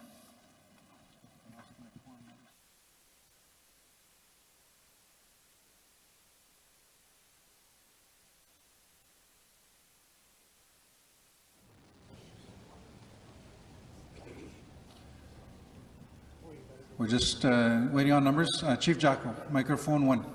Yeah, it's been done before.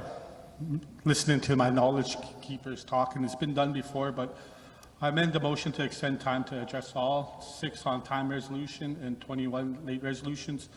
You know, I just want to address them. I just want solutions, you know. If not, let's have a special assembly or a webinar or something. I'll see. Just for clarification, Chief Jacko, so you're requesting to amend your motion to extend it to include the 6 on time and also the 21 late resolutions. That's what you're asking for?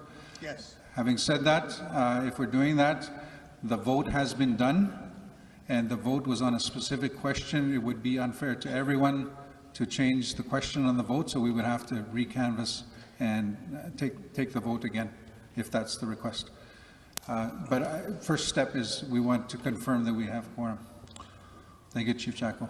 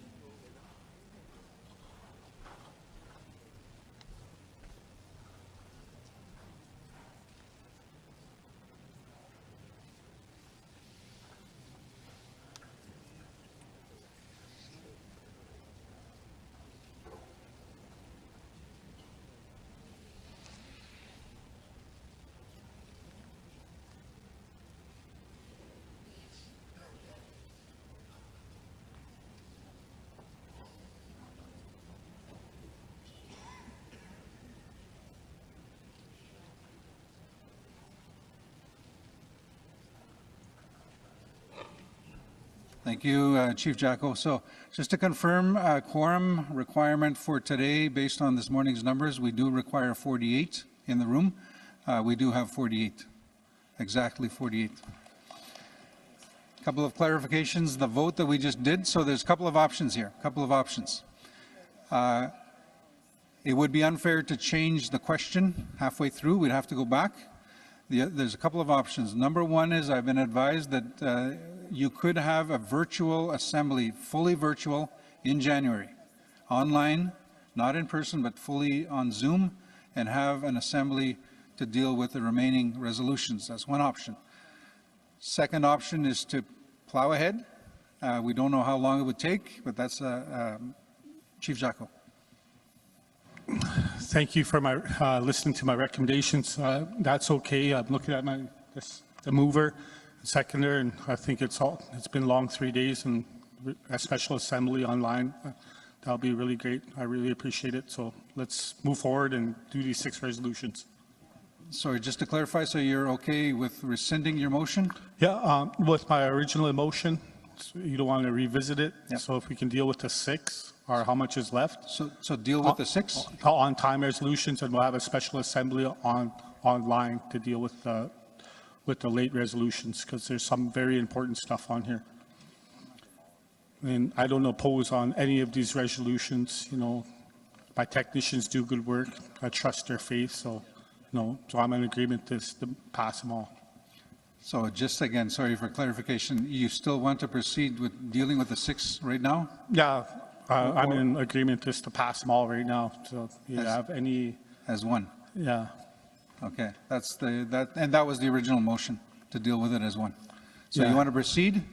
Yeah, on that? Deal with it real quick. Okay, having said that, as soon as we have one delegate leave the room, we've lost quorum, so I just want to make sure that's clear. Okay, we will proceed depending on the results of the motion vote. Was the results to proceed? Yes, okay. So we will proceed with the remaining 6 resolutions. Do it as one. The reality is I still have to read them all into the record.